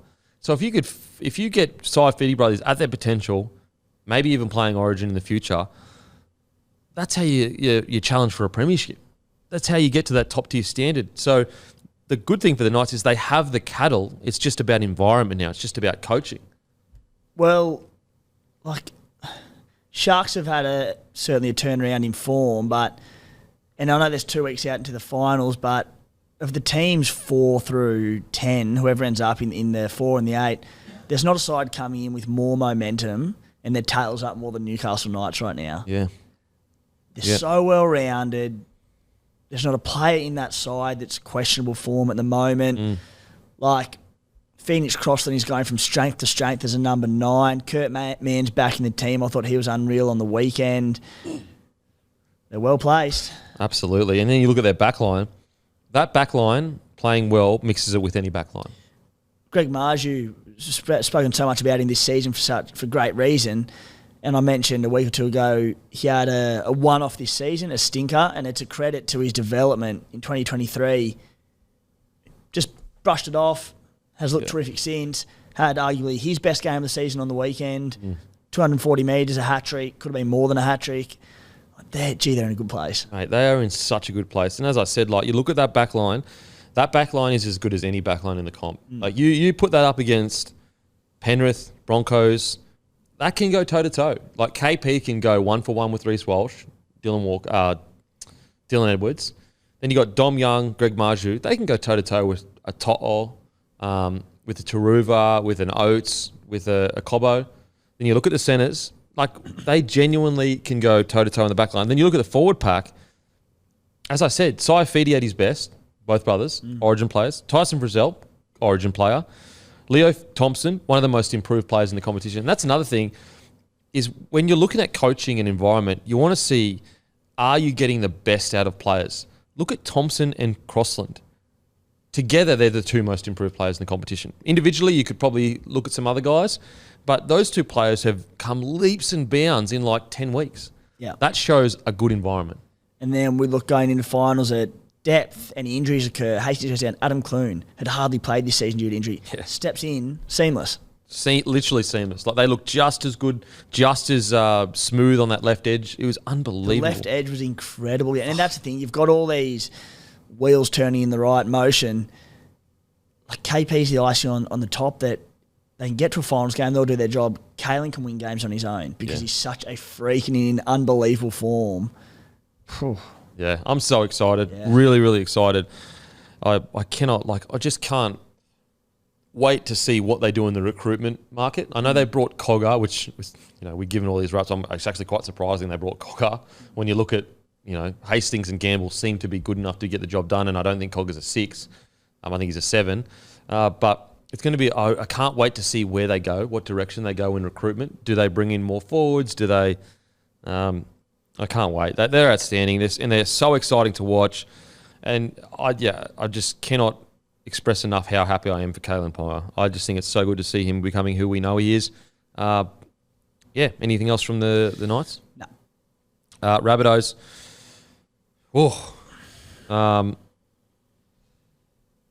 Look, I'll start with the positives. I thought Cookie worked his ass off. To be honest, there really weren't that many positive. Cam Murray, obviously, when does he not work his ass off? But this looks like a team that has much more going wrong than rugby league. They just look... I feel like we've said the same sort of things with them the last 5-6 weeks, and they just look like a complacent footy side to me, that they're not willing to roll up the sleeves and do the tough stuff through the middle. They're so good in attack, and they know they are. They're like, we've got enough superstars that they'll get us out of trouble. They'll win us games. But that's not working for them at the moment. A couple of superstar players got them across the line against the Dragons the week prior. Well, they went up against a red-hot Knight side last weekend, I should say, and it showed where they're actually at as a football side. I think a good example of this is around the man you just mentioned. That's Damien Cook, who he had one of his best games of the season on the weekend, and he was running the ball. I just feel like they just want to go wide so early and not go through the middle. Damien Cook is one of the best running hookers in the game, if not the best. He's run for, I think, the least metres of his career since he's been an 80-minute or a bid-minute hooker for the Bunnies this season, 64 metres per game, lowest since 2017. It's like they've said, because we're so good out wide, just give it. Don't worry about running as often. Should be the opposite. Mate, you're the best runner in the game. You see an opportunity, go, take off. Well, I haven't seen, we used to see the Cam Murray-Cook combination all the time, and I haven't seen that for a while, where you're just going bang, bang, bang, and it's just all through the middle, and then going out to the edges. And it looks that simple. And what happens then if you do that? Your completion gets higher. You're not defending as much. You're not getting fatigued as early because you're going through the middle. You try and win the middle, and it's just none of it is panning out that way. It's like when Slater said a month ago that quote that stuck in my mind with the Sharkies: do we just go all out attack and try and outpoint them? It's like the Bunnies. It's the opposite. The first 20 minutes, unless we're in the opposition 20, don't go wide. through the middle, get in the grind. Yeah. Because we've got the superstars, the points will come. They absolutely will. But they just don't seem willing to do that at the moment. 58% completion. And they have now, like they're sitting in 58%. 58%. That is so poor. And the first half, at halftime, it was 45. I think from the 16th minute to halftime, so 24-minute period, they made 8 errors. It's one every 3 minutes. And that's all mental. That's not talent. That's mental. They're sitting in 8th place on 28 points. They have the bye this week. Cool. Even if they do scrape into the finals, they play around 27 against the Roosters. They're probably 7 blokes sin-bin in that one again. And they'll go in probably battered and bruised. And even if they play well in that game and win, it's like they'll be going in off one good game of footy. So, wow. I'm so disappointed by them just because we saw what they've been early in the year. Early in the year, that was their shining trophy, was how gritty they were through the middle. Like they were so tough through the middle. And I know they're missing some players and some forwards, but that does not excuse 58% completion rate. Like, I just think that, and I know, fans hate when I say this, but I think that, and the players absolutely should take responsibility for what they're playing. Not saying it's not the players' fault. I just think that it seems to me like an unhappy dressing room. I haven't seen the Rabbitohs, even when they've gone through periods where they've lost by 50, I haven't seen them look this unhappy on a rugby league field in quite a while. Now, is that their own fault because they're not committing to what they need to commit to? Is it other things? I'm not sure. But no, Matty, you could speak about where you feel they're at. It looks like an unhappy changing room, or at least an unhappy environment. Well, it does, especially because the way that they played at the start of the year, the first 11 rounds, it looked like they were having more fun than any team in the competition. And now it just doesn't seem that way at all. I can't put my finger on it. It's been, again, they were sitting first or second after round 11. I just don't know what's gone wrong. It's a stunning turnaround. Like, we all talk about the Broncos last year, how they, and granted, they went from 4th to 9th in like 5 weeks or something. But if South missed the finals, I'd love to know if there's ever been a team, I'm sure there has, but not in my memory, a team that's been first halfway through the year to not make the finals. It's been a pretty significant fall from grace. Crazy to think the Roosters might make the finals and the Rabbitohs might not. Far out. Well, I mean, if they played tomorrow, you'd probably have Roosters as favourites to win the game. Yeah, probably. Which is crazy. I don't know. They look frustrated. They don't look like they're enjoying their footy. Even when I can understand by the end of the match, you get frustrated, you do silly things, and obviously, big Trelly Mitt, silly. Trelly Mitt, one of his worst games of his career, just was like he ran for 200 metres, so he was having a crack. But the discipline was not there. Like he looked frustrated. He looked so frustrated. And he had 3 errors, a couple of penalties. He got that late sin bin, which obviously put a line through that. But he was trying, but just some real ill discipline in the errors he was making, throwing some passes when they didn't need to be. And this is a bunny side playing for their survival this season. Well, I always think that you look at Trell, when he's smiling and enjoying his footy, that's when he's playing his best footy. And when he runs out, at the moment, he just doesn't look like he's smiling and enjoying it. And it come out in the footy field, he got frustrated, he got angry, and he's an aggressive big boy, so he's going to take his anger out. This is rugby league; it's filled with a bunch of aggressive big boys. But unfortunately, because he's the main guy, you just can't do it. I think the positive though is that at the very least, he's ripping in. Like he's still ripping in. Yeah. And I think that's a positive, that he's still ripping in. But just the frustration, just got to find a way to channel it in a different direction. Yeah, and I think the proof's in the pudding with the stats and with that completion rate, which is one of the worst we've seen in a long time from any side, that they're using the ball too much. They're just slow it down, play through the guts. It'll come. And the problem is essentially across the board, though. It's not like we talk about Trell because he's the main guy, he's a superstar, and also because he's a once-in-a-lifetime player. Yeah. So you talk about him, but he's not the only one. Good God, no. Across the board, just nowhere near where they should be playing. So whatever is going on, change room environment, I hope they can sort it because they don't look happy. And that was the one thing that I always loved about the Rabbitohs boys, is that win, lose or draw, they seemed like a happy, tight bunch. They still seem tight as a crew, but there seems to be a lot more going on that we can see.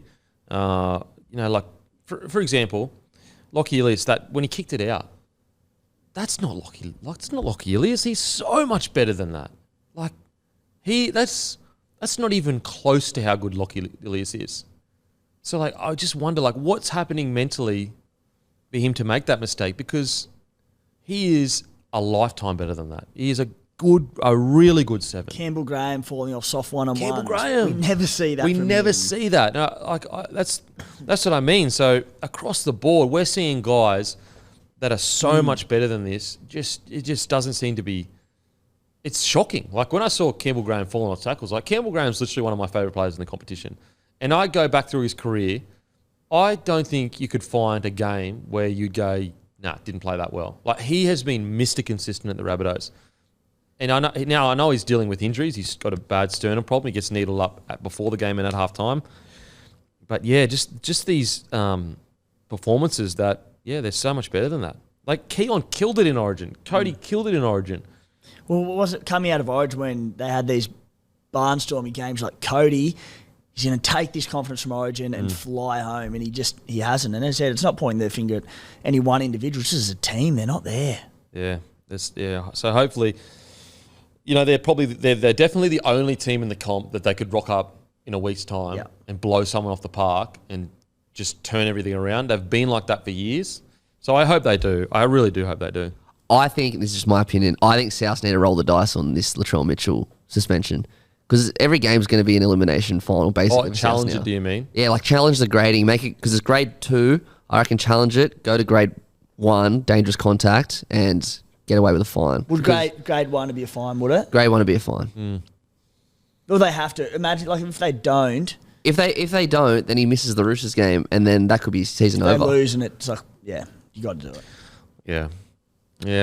That's just disappointing for the Roosters. Really is. Sorry, for the Rabbitohs. Not disappointing for the Roosters. It's fucking great for the Roosters.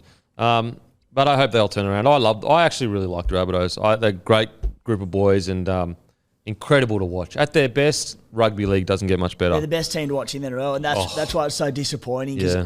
It's not even like we saw it last year, the year before. We've seen it this season. I want to see it again. I want to see it again in finals. That run they went on, I was like, I actually had them on an even playing field with Penrith when they went on that run earlier in the year, because they were doing it against all the top tier sides. So, anyway, Raiders v the Bulldogs. Raiders win 36-24. Raiders do what they do best. Now, it's actually their biggest winning margin of the year, which is bizarre. Here but we come, baby. Oh, my God.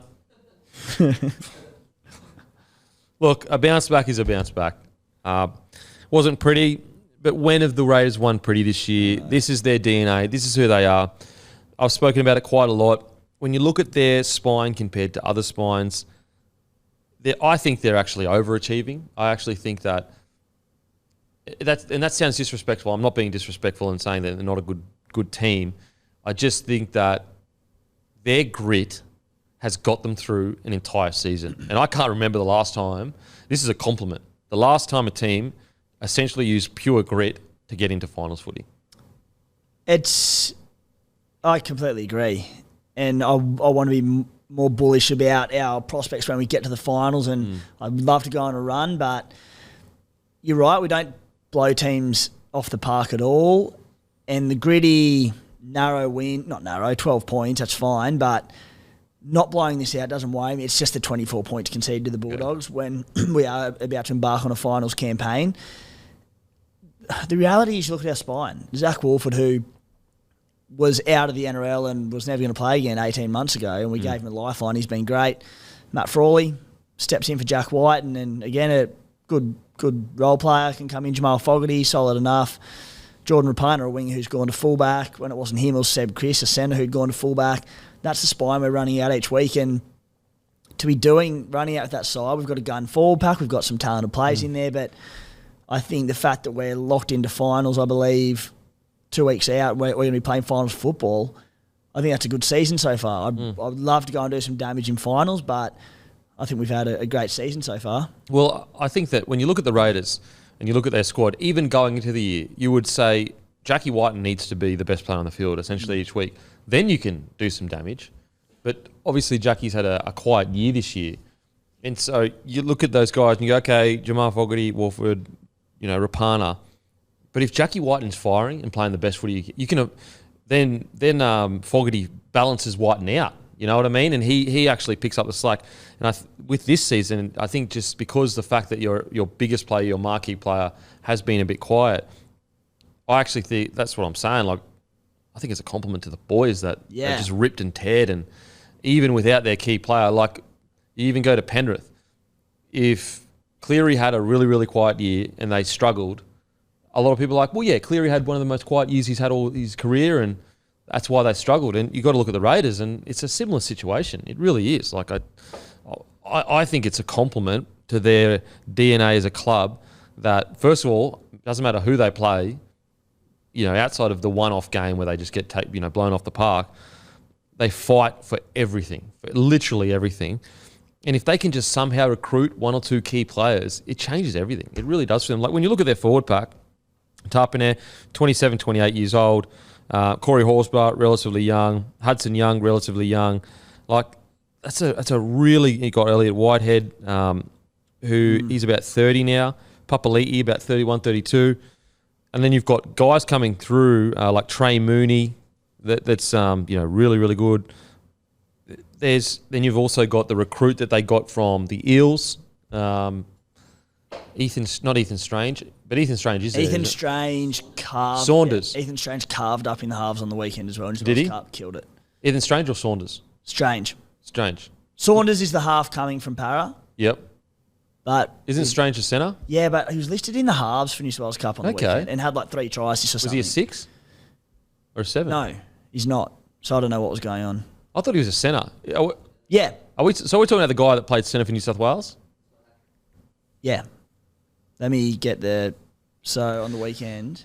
Yeah, but that's good signs for the Raiders. Yeah. You know what I mean? Like you're getting these young guys that are killing it in New South Wales Cup, or they've killed it for New South Wales under 19. So if you can just hang in there. Ethan Strange was named at 6 for New South Wales Cup. See, I can see 6. Beat the Doggies 40-12, and yeah, he killed it. 3 try assists, 2 line I can see him at assists. 6. Yeah, and then Savage was playing on the wing, scored a hat-trick on the wing and a try assist. Chevy Stewart's the one that I'm thinking hopefully comes in as number 1 next year. If he's ready. And then hopefully, what is his name? Saunders.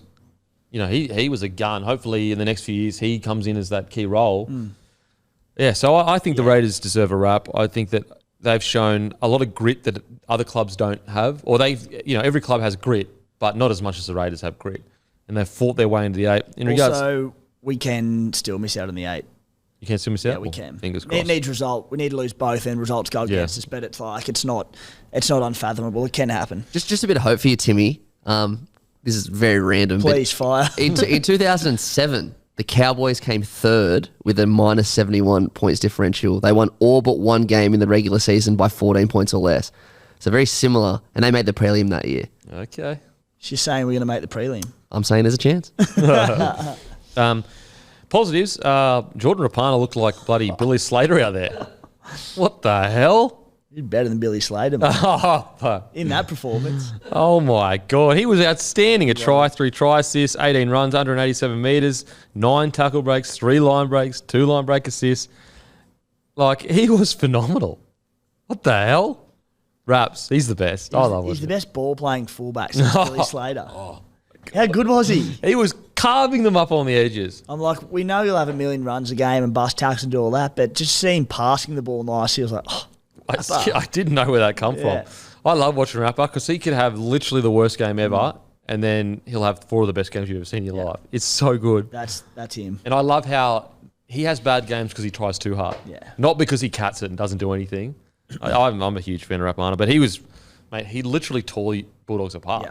If he's not on the field doing what he's doing, like it might have been a close game. He played 34 years old, Raps. He was essentially lost to the game, comes back. Yeah. So good. So good. And he went on a mission as well early in his career. Yeah, went on the mission, went over to, I'm pretty sure Raps was like door knocking and doing that. Took like a year or 2 off rugby league. Yep. He was at the Titans, I think, initially. Yeah. Yeah.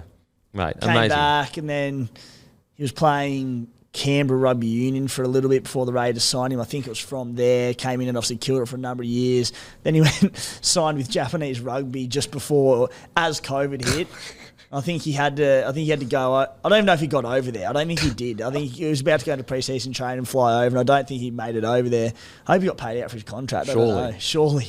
A guy I want to shout out though, Tarpane. Oh, Mate, he has been so good for you guys this year, and his consistency is his curse because it's just expected from him. But I wouldn't have him on the same level as, say, Payne Haas. If you had him on the same level as, just a tip below, I'd pay that. If you had him as your best front row in the game, I would say Payne's the best front row in the game. But I wouldn't say that's a bad opinion to have because I do believe Tarpane is probably the most well-rounded front rower because I can't think of another front rower that has we've got Junior Bowler, good ball playing, but is he as mobile as Tarpane? Probably not. And so when you look at Tarpane, he's got good ball playing, super mobile, great motor, good at reading the game, great defense, can hit as well, and I just think that he offers something so unique that a lot of other front rowers don't have yet. Whereas you look at Junior Bolo, he's just unbelievable in hit ups.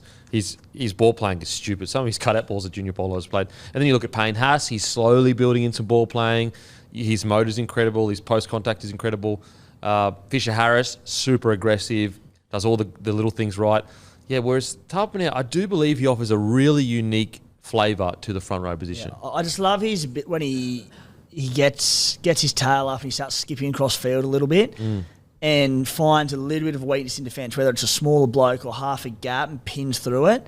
And when he gets skipping, you get excited. And opportunities come off the back of it. And because he is so mobile when he does that, that's what a lot of front rowers, Payne Haas, Junior Paulo, they don't have that.